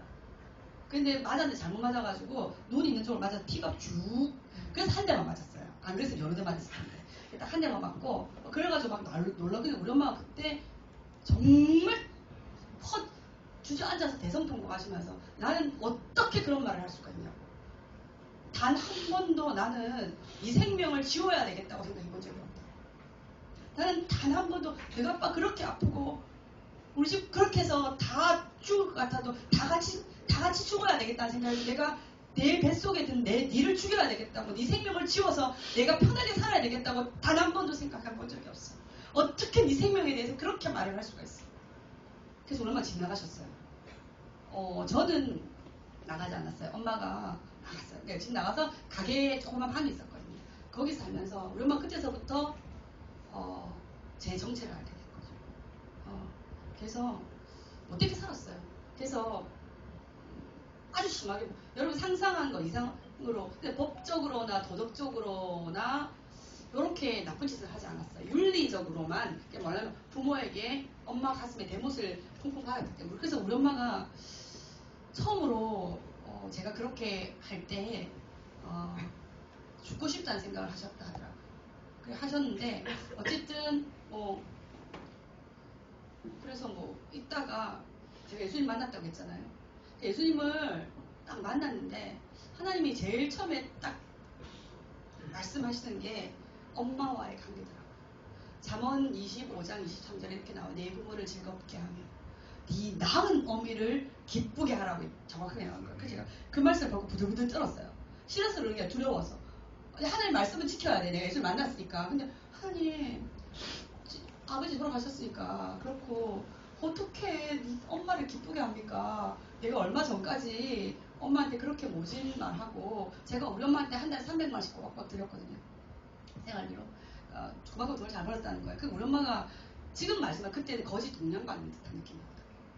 그만큼 내가 그렇게 했었어. 근데 하나님 어떻게 갑자기 하나님 어떻게 해야 될까요? 정말 심각하게 하나님 앞에 벌벌 떨면서 기도했어요. 그 말씀을 지켜야 되겠고 내가 진짜 해놓은 행실들이 있고 근데 하나님께서 지혜를 주신 게 뭐냐면 엄마와 이야기할 때 눈을 바라봐. 그리고 엄마를 공손하게 쳐다보고 무조건 그렇게 하라고 하시는 거예요. 그리고 근데 그거는 내가 해볼 수 있겠다. 제가 이제 그런 태도를 보이니까 우리 엄마가 그때서부터 저한테 대놓고 욕을 하기 시작하는 거예요. 나중에 알고 보니까 우리 엄마를 제가 가증스러웠대. 지가 언제부터 예수 믿었다고 그렇게 했냐. 그렇게 했는데 내가 엄마한테 잘하고 엄마한테 이렇게 할수록 더 그 욕의 강도는 심해지는 거예요. 진짜 장난이 아니게 심해지고. 그래갖고 한날은 제 제자들이 쭉 있는데 우리 엄마가 너희 선생은 정말 뻔뻔스럽고 하여튼 그런 욕을 막 했는데 아이들이 제자들이 막 울면서 할머니 우리 선생님 그런 분 아니라고 막 그런 거예요. 그래서 우리 엄마가 충격을 받은 거예요. 거기서 애들이 너무 그러니까 그러면 애들이 막 우리 엄마는 우리 제자들의 전도를 했거든요. 그래서 지금 아주 잘 신실하신 집사님이신데 그래서 이제 그렇게 이제 했는데 그래서 제가 절대로 안 울었어요. 엄마 앞에서.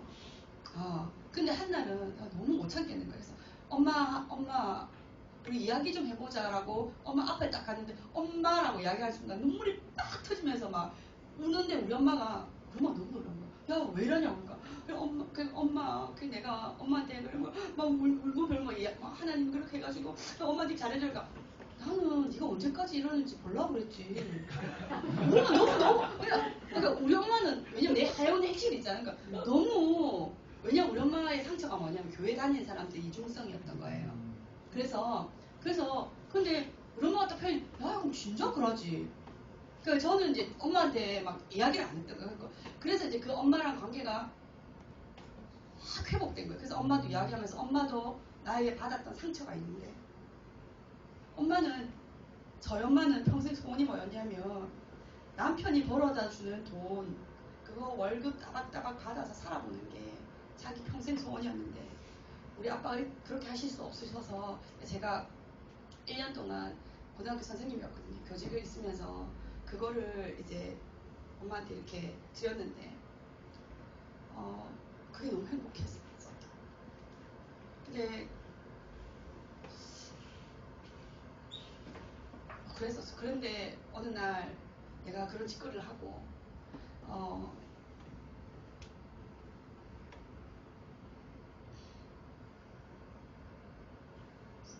상관하지 말라.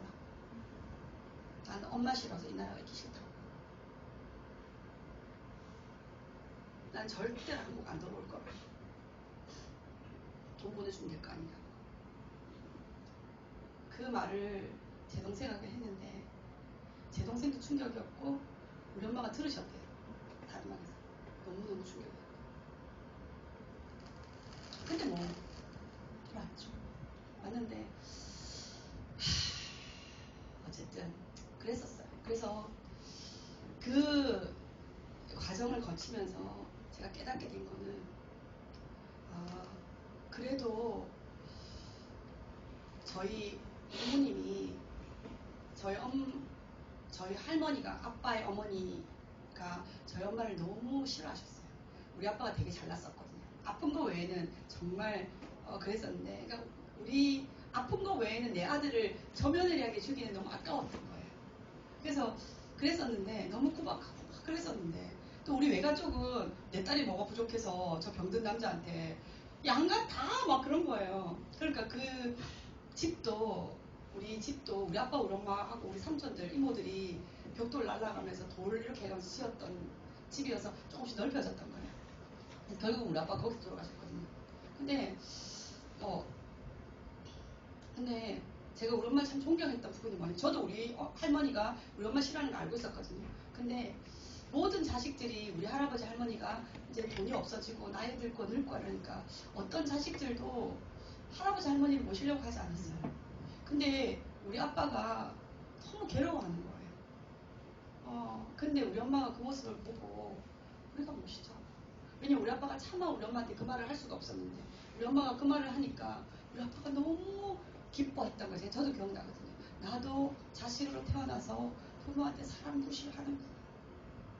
왜냐면 우리 엄마, 우리 아빠가 17을 만났어요. 그러니까 계속 병원에 다니고 이러니까 우리 할머니, 할아버지와 살았던 시간보다 우리 엄마하고 살았던 시간이 더 많으니까.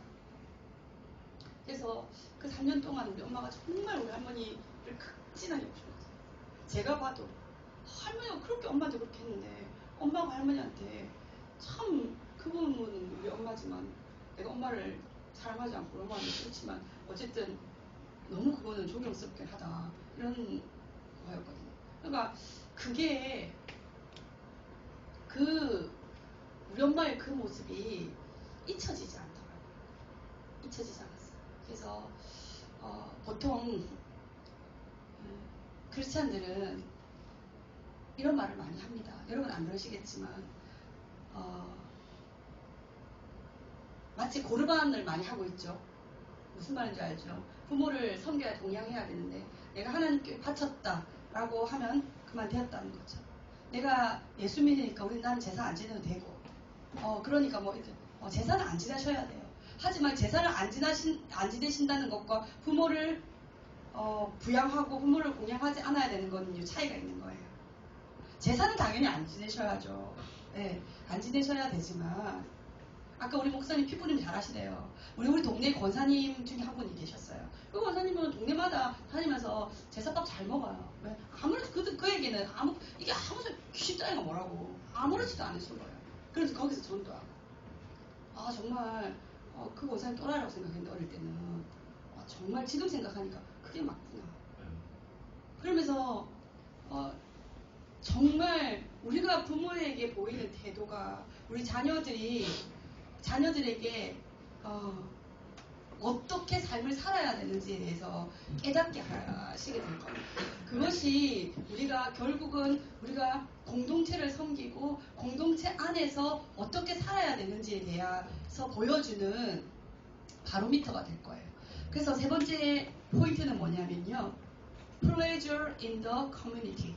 공동체 안에서의 즐거움. 다른 말로 말하면 가정이라는 공동체도 있지만 더 확장되면 교회라는 공동체도 있잖아요. 그러니까 가정이라는 공동체 안에서의 그 즐거움이 교회로 확장되어야 되는 것이겠죠. 그래서 아까 우리가 예절이라든지 전통이라든지 정체성 이런 거는 결국 밥상머리 교육이에요. 저희 엄마가 저희 할머니를 섬겼던 어쨌든 그 밥상머리 교육이 그래도 그 심하게 싸가지 없을 수 있었는데 그나마 좀 덜 꼰다가질 수 있었던 것은 그런 거지 않았나. 실제로는요 우리가 아까 물을 많이 주면 안 돼 이렇게 말하잖아요. 제가 한번 제 동생을 롯데백화점 그 화장실에 끌고 갔던 적이 있어요. 뭐였냐면요 자기 아들 딸한테는 신상 패딩을 사주는 거예요 겨울에. 근데 저희 엄마한테는 2월 상품을 사주는 거예요. 그래서 제가 그걸 보고 네가 미쳤구나. 진짜 내가 그래 네가 미쳤구나. 그래서 난 잠시 보자. 그래서 우동생은 제 눈빛을 알거든요.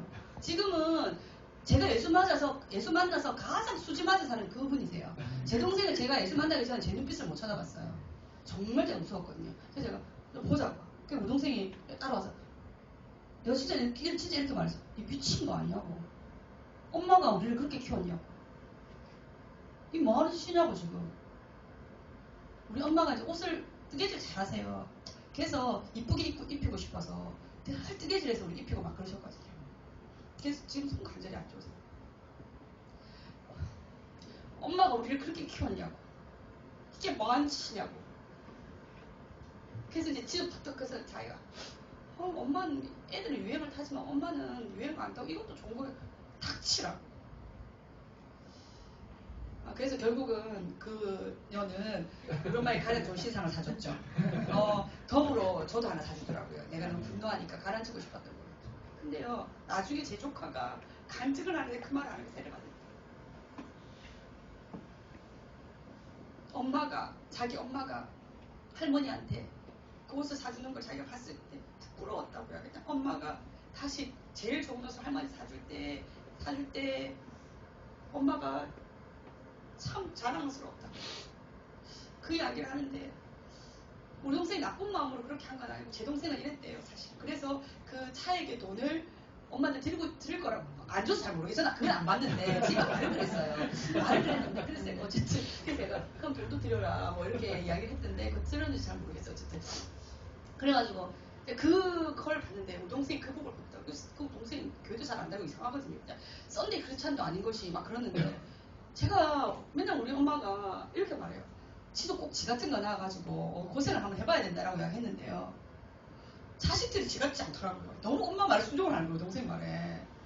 근데 보니까 애들이 어릴 때 예수를 만나서 그래요. 제가 그때 예수를 만나가지고 데리고 다니면서 애들이 어릴 때 성령을 받아버린 거예요. 그러니까 나쁘게 자라지 못하고 부모를 순종하는. 그래서 진짜 이거 자랑은 아니고 우리 큰 조카 이제 남들 모시마 이거는 조금 컸을 때 제가 예수를 만났기 때문에 유아 세례가 안 됐어요. 그래가지고 자기가 이제 세례를 받는데 이 믿음의 늑뿌리가 뭐냐 누구냐 하니까 이모다 라고 이야기를 한 거예요. 근데 그래서 목사님이 그래 그럴 수 있지 라고 이야기했어요. 근데 더 놀라운 거는 우리 동생이 그보다 훨씬 앞에 우리 동생이 세례를 받을 때 여러분 엄마와 딸이 같이 세례를 받는 애가 있습니까? 없죠. 왜냐하면 유아 세례는 부모의 신앙을 보고 주는 거예요. 근데 우리 동생과 우리 여자 조카는 같은 날 같이 세례를 받았어요. 근데 그 목사님의 말씀이 뭐라고 말씀하셨냐면요. 그런 예가 없다고 막 그랬는데 이모의 믿음을 보고 세례를 주겠다라고 이야기했어요. 그래서 그 교회 70년 사상이 처음이었어요. 엄마하고 해서. 그래서 목사님이 참 저를 이뻐하시고 그렇게 하셨죠. 그래서 아직도 우리 동생 그게 이상한지 모르겠는데 모든 교인들은 그게 이상했던 거예요. 저도 이상한지 잘 몰랐는데 나중에 보니까 이상한 거였더라고요.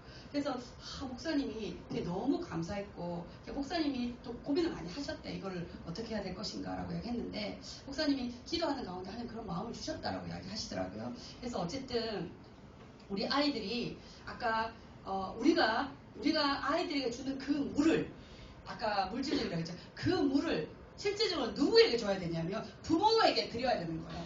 그게 봉양이라고 하는 거예요. 물을 줘야 될 때 물을 주지 않고 물을 주지 말아야 될 때 너무 많은 물을 주고 있는 거예요, 여러분. 그래서 실제로는 그 부모를 우리가 자녀라면요. 부모를 공경이 아니라 공경 플러스 봉양해야 돼요. 물질로 그들을 봉양해야 되는 의무와 책임이 있어요. 그래서 보통 애들 키운다. 아니 애들 좀 대강 뭐 주워 입히거나 돌려 입히거나 해도 애들 안 죽어요. 그거를 당신을 키워준 부모에게 물을 드려야 된다. 공양해야 된다고요. 그래서 여러분 그 아이들의 그 10년의 뿌리 우리가 아이들의 그런 뿌리는요. 바로 수직 문화에서 형성되는 거예요. 그게 뭐냐면 우리가 그 10계명에 보면 1계명에서 4계명까지는 하나님과 인간과의 관계잖아요. 누가 봐도 수직 관계잖아요. 근데 특이하게 뭐냐면 5계명 거야. 네 부모를 공경하라고 했잖아. 이것도 수직인 거예요. 그러니까 네 부모를 공경하지 못하면서 6계명부터 10계명까지 지킬 수가 없어요. 그거는 파운데이션이 없는데 기초가 없는데 그래서 이스라엘에서는요. 부모를 공경하지 않는 애들은요. 광장에서 나면 돌 던지가 죽여요. 그 뭐 저주하잖아요. 그러니까 독수리가 네 눈을 파먹을 것이야 이러면서 막 이게 내 말이 아니고 성경에 나와요. 그러니까 그런 것들을 아이들에게 우리는 우리의 삶을 통해서 보여줄 수 있어야 된다는 거죠. 그래서 사실은 이 3세 때는 우리나라로 한 5~5살 정도죠. 그때는 아이들에게 순종의 훈련을 시켜야 돼요. 그리고 5세, 약 7세 때는 복종하게끔 해야 돼요. 복종하게 해야 되고, 그리고 14세 이전까지는요, 여러분, 아이들에게 말씀, 기도, 또 예배, 이런 수직 문화를 형성될 수 있도록 해주셔야 된다는 거죠. 왜냐면 수평 문화가 먼저 들어가면 안 돼요. 여러분 수평 문화가 가장 먼저 들어가는 통로가 어딘지 압니까? 미디어입니다. 스마트폰, TV 같은 거란 말이에요. 거기서 수평 문화가 들어가기 때문에 그때서부터 아이들은 이제 쌍둥이도 세대 차이가 생긴다. 그럼 부모하고 세대 차이가 생기는 거예요. 그러니까 우리가 자녀들하고 세대 차이가 생길 이유가 없어요. 왜냐면 말씀으로 올바르게 양육한다면. 예, 그래서 결국은 이런 말도 있어요. 그 스마트폰을 만드신 그분이 누구예요? 지금 지옥에 계신 분. 스티븐 잡스 있잖아요. 스티븐 잡스의 그 자녀 교육법이 뭔지 압니까? 예, 스티븐 잡스는요, 자기 자녀가 그 컨텐츠를 흡수하는 게 아니라 그 컨텐츠를 이용해서 자기 안에 있는 것들을 표현할 수 있을 때, 그때 스마트폰을 준다. 나쁜 놈 시키지. 지 새끼는 그렇게 키우면서 남의 새끼는 다 죽이는 거야. 어쩌면 악한 형들의 다른 방법일 수도 저그들끼리. 그래야지 우리가 다 노예가 될 거 아니에요. 그러니까 여러분 절대로 정말 청년들 잘 들으란 말이야.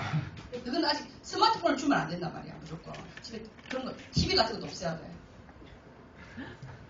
네. 그러니까 왜냐면 진짜 이거 중요한 거예요. 여러분 지금은요 잘 안 죽어요. 막 아프고 이런데 또 잘 죽을 것 같죠? 잘 안 죽는다니까요. 왜냐하면 의학이 많이 발달돼 있어요. 그래가지고 웬만큼 특히 70년대 이후로 태어난 애들 있잖아요. 제가 71년생이거든요. 70년대 이후에는 우리 생활운동이 있어서 우리나라가 그래도 영양실조 안 걸리고, 어르신들은 죄송합니다. 좀 그 이후에 태어나신 분들은 조금 일찍 돌아가실 수도 있지만 기도하겠습니다. 어쨌든 우리는 잘 안 죽어요. 그 대신 우리는 뭐죠? 몸은 안 죽는데 알츠하이머가 와요. 왜? 전두엽이 이제 썩어 들어가는 거야. 심각한 거예요 지금. 그래서 애들 뭐라고요? 전두엽이 발달 안 돼서 애들 괴물되고 미치잖아요. 엄마 때리고 막. 저는 엄마한테 한 대 맞았지만 엄마 때릴 거라고는 엄마를 때린다, 부모를 때린다는 상상할 수 없는 거. 그건 저의 아예 그 머릿속에 들어가 있지 않아요. 그런 게 머릿속에 들어가 있나요? 머릿속에 들어가 있지 않고 그냥 술을 많이 채던가 정신을 뺏겨가지고 그냥 그러니까 맨정신으로 그런 생각 안 한다고요. 근데 지금 애들은 맨정신으로도 그런 생각 한다고요. 어떻게 선생님을 때릴 생각을 해요? 우리는 그런 생각 안 하잖아요. 우리는 그런 생각 한다고. 왜요? 이 수직 문화가 10년의 뿌리가 깊어지지 않았기 때문에 그런 거예요. 그러니까 들어오는 컨텐츠들, 자극적인 것들 무분별하게 몰아치기 때문에 그래서 잘못했다가는 너희 자식들한테 너가 죽을 수 있어. 여러분, 나 진짜 스마트폰 이런 거 많이 보면 어느 날 순간 엄마도 뭐 자식도 못 알아보고 엄마도 못 알아보는데 알츠하이머가 와가지고. 그러니까 절대로 여러분 좀 그렇게 하시면 안 돼요. 네, 그래서 이제 공동체 안에서 우리는 사실은 아까 쉐마 이스라엘도 했는데 그것은 그냥 누구야 들으라가 아니라 이스라엘아 들으라 공동체를 말하는 거잖아요. 모든 성경은 사실은 공동체에게 주어진 것이거든요. 신앙이 사람에게 신앙이 주어지고 자라는데 필수 불가결한 조건은 바로 이 공동체라는 환경이에요. 교회를 떠나서는 사실은 그 아이가 올바른 영적인 성장을 할 수가 없는 게 당연한 거죠. 그래서 공동체 안에서 우리가 즐거움을 느끼게 되면 우리 공동체에 들어왔어요. 근데 갑자기 너무 즐겁고 막 너무 그러나요? 점점 너무 진짜 너 네가 집사가 맞니? 권사님 지금 40년 동안 이렇게 하셨다면서 권사님 이런 식으로 곤란한데 뭐 이런 것들 많잖아요. 근데 뭐라고요? 우리가 공동체 안에서 즐거움을 느끼려면요 세월이 지나야 돼요. 그러니까 너무 철새들처럼 교회 막 옮기고 막 이따위로 하면 안 돼요. 그 공동체 안에서의 어떤 그런 끈끈함이 있잖아요. 그래서 그런 부분들 좀 생각해야 되고. 그래서 그렇다면 우리 생각해 봅시다. 세월의 의미가 도대체 뭘까? 세월은요, 그러니까 어떤 의미냐면 공동체에서 즐거움을 느끼기 위해서는 시간이 필요하구나. 시간이 필요하다는 다른 말은 용서가 필요하구나. 나의 신앙과 성숙에도 시간이 필요하고 다른 사람에게도 그 시간이 필요하다. 이런 의미가 첫 번째 의미고요. 두 번째는요. 기다림과 인내이다. 우리는요. 죽는 순간까지 우리의 성화는 완성되지 않아요. 미완성이 된 채로 끝나요. 죽을 때까지 완전한 사람은 없고요. 우리는 죽을 때까지 실수투성일 거고요. 죽을 때까지 많은 잘못을 하게 될 겁니다. 그래서 우리가 공동체 안에서 있으면 죄가 드러날 때가 있잖아요. 그죠? 죄가 드러나면 어떻게 해야 됩니까? 죄는 반드시 지적해야 합니다.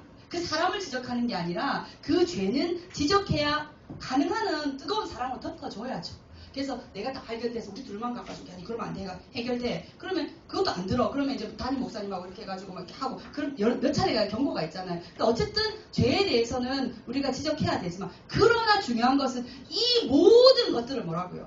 봐주는 너를 정결하게인가 너를 살리고 싶어. 너는 우리 사람이야. 우리 식구야. 하는 그런 봐주는 분위기. 다른 말로 사랑 속에서 이루어져야 한다는 것이죠. 그러니까 우리 자녀들에게 이것을 가르쳐줘야 되는 거죠. 우리 가정 안에서도 마찬가지입니다. 아이들이 뭔가 잘못했을 때 아이들이 정죄하겠다는 그런 게 아니라 그게 아니라 너의 잘못한 거는 정확하게 알아야 돼. 하지만 엄마 아빠는 너를 기다려줄 거야. 네가 성장할 때까지 할 거야. 그리고 그 교회를 함께 교회를 섬기면서 아이들에게 공동체의 중요성을 인지시킬 필요가 있는 거죠. 그래서 시편 이제 끝났습니다. 시편 제가 사실은 빨리 끝내야 된다. 그 목사님이 여러분이 한 명이라 졸고 있어도 빨리 끝냈을 거예요. 아무도 안 졸수는 여러분의 어떤 집중력 때문에 제가 30분 더 하게 되나요? 오늘 시편 127편 3절에서 5절 한번 볼까요? 시편 127편 3절에서 5절.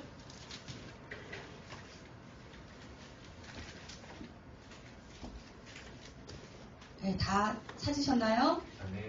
네. 시편 127편 3절에서 5절. 네, 시편 127편 3절에서 5절. 자, 같이 한번 읽어보겠습니다. 시작. 보라, 자식들은 여호와의 기업이요 그의 열매는 그의 상급이로다. 젊은 자의 자식은 장사의 수중의 화살 같으니 이것이 그의 화살통에 가득한 자는 복되도다. 그들이 성문에서 그들의 원수와 담판할 때에 수치를 당하지 아니하리로다. 네, 여호와의 기업이라고 했어요. 여러분 자녀들은 구멍가게가 아닙니다. 구멍가게 망하면 뭐야? 그거 하나 망하면 돼요. 기업이 망하면요 전체에 미치는 엄청난 파급 효과가 있습니다. 내 자식 하나 잘못되면 그걸로 끝나는 게 아닙니다, 여러분. 내 자식은 기업이에요. 내 자식 하나 잘못되면 그 자식이 잘못됨을 해가지고 국가와 민족이 어려움을 겪을 수 있어요, 여러분. 그렇지 않아요? 그러니까 이완용 하나 잘못 키워가지고 국가와 민족이 어려움을 겪었잖아요. 잘 생각하셔야 돼요. 생각 똑똑히 하셔야 돼요. 여러분 정말 결국은 뭡니까? 다음 세대의 핵심은요 가정이 회복돼야 된다는 거예요. 엄마 아빠가 매일 싸우면서 너 형제까지 위에 있어야 돼. 그럼 애들은 너희는 똑바로 해봐. 야, 그러면 안 돼. 네. 그리고 여러분 우리 구약 있잖아요. 구약에서 우리는 예수님께서는 우리에게 뭐라고 말씀하셨죠? 너는 가서 모든 족속으로 제자를 삼으라고 이야기했잖아요. 그죠? 그러니까 신약은 그렇습니다. 근데 구약은요. 누구를 제자 삼는 거죠? 자녀를 제자 삼는 거예요. 그럼 우리는요. 지금 어디를 살고 있죠? 그러니까 우리는 신약이니까 밖에 나가서 우리 열방을 제자 삼 아니요. 우리는 신구약을 다 알고 있는 사람이에요. 지금 무슨 말이냐면 우리는 열방도 물론 나가야 되죠. 열방에 나가기 전에 뭘 해야 된다고요? 당시 자녀들을 제자 삼아야 된다고요. 그래서 그들의 손을 잡고 함께 열방으로 나아가서 제자를 삼아야 한다는 거예요. 그러니까 여러분 자녀를 제자화 할 수 있으셔야 합니다. 끝으로 우리 한번 정리를 한번 해볼까요? 자, 첫 번째 신앙 전수에 3가지 포인트가 있습니다. 첫 번째는요. Prayer and words in life. 말씀과 기도와 말씀을 삶. 두 번째는요. Perseverance in overcoming hardship. 네. 고난을 견뎌내는 끈기. 세 번째는요, pleasure in the community. 공동체 안에서의 즐거움. 이것이 신앙 전수의 세 가지 포인트입니다. 여러분이 공동체 안에서 즐거움을 누릴 수 있을 때, 아빠가 교회 갔는데, 교회 갔다 오면 막 뻗어가지고, 너무 피곤해, 너무 괴로워, 뭐가 좋겠습니까 애들한테? 그건 아니죠. 그러니까 여러분 그렇죠. 제가 무슨 말 하고 싶은 건지 알겠죠. 네. 네. 그래서 이 안에서는 교육은 여러분 사실은 신앙 전수 다른 말로 교육에서는요. 교육에서 가장 핵심된 게 있습니다. 교육은요. 그 교육의 대상에서 자기 자신이 배제됐을 때 더 이상 교육으로서의 교육으로서의 가치가 상실됩니다. 그래서 내가 지금 나를 이렇게 가르쳐야 돼. 내 자식들은 아니 당신들은 이걸 배우고 이것을 내 안에서 실천함으로써 우리의 삶이 우리 아이들한테 이것들에 대한 것을 증명하는 그런 것이 돼야 되겠죠. 그것을 바로 교육의 세 가지 방법 중에 가장 강력한 교육의 방법인 인포멀 교육이라고 하는 것입니다. 그래서 이것이 이 회복교회에서 자녀들이 회복되고 가정이 회복되고 교회가 회복되는 중요한 세 가지 신앙 전수의 3 포인트로 작용할 것입니다. 하나님 그거 주셨으니까요. 감사합니다. 기도하고 목사님이 기도하고 마치시면 되죠. 감사합니다.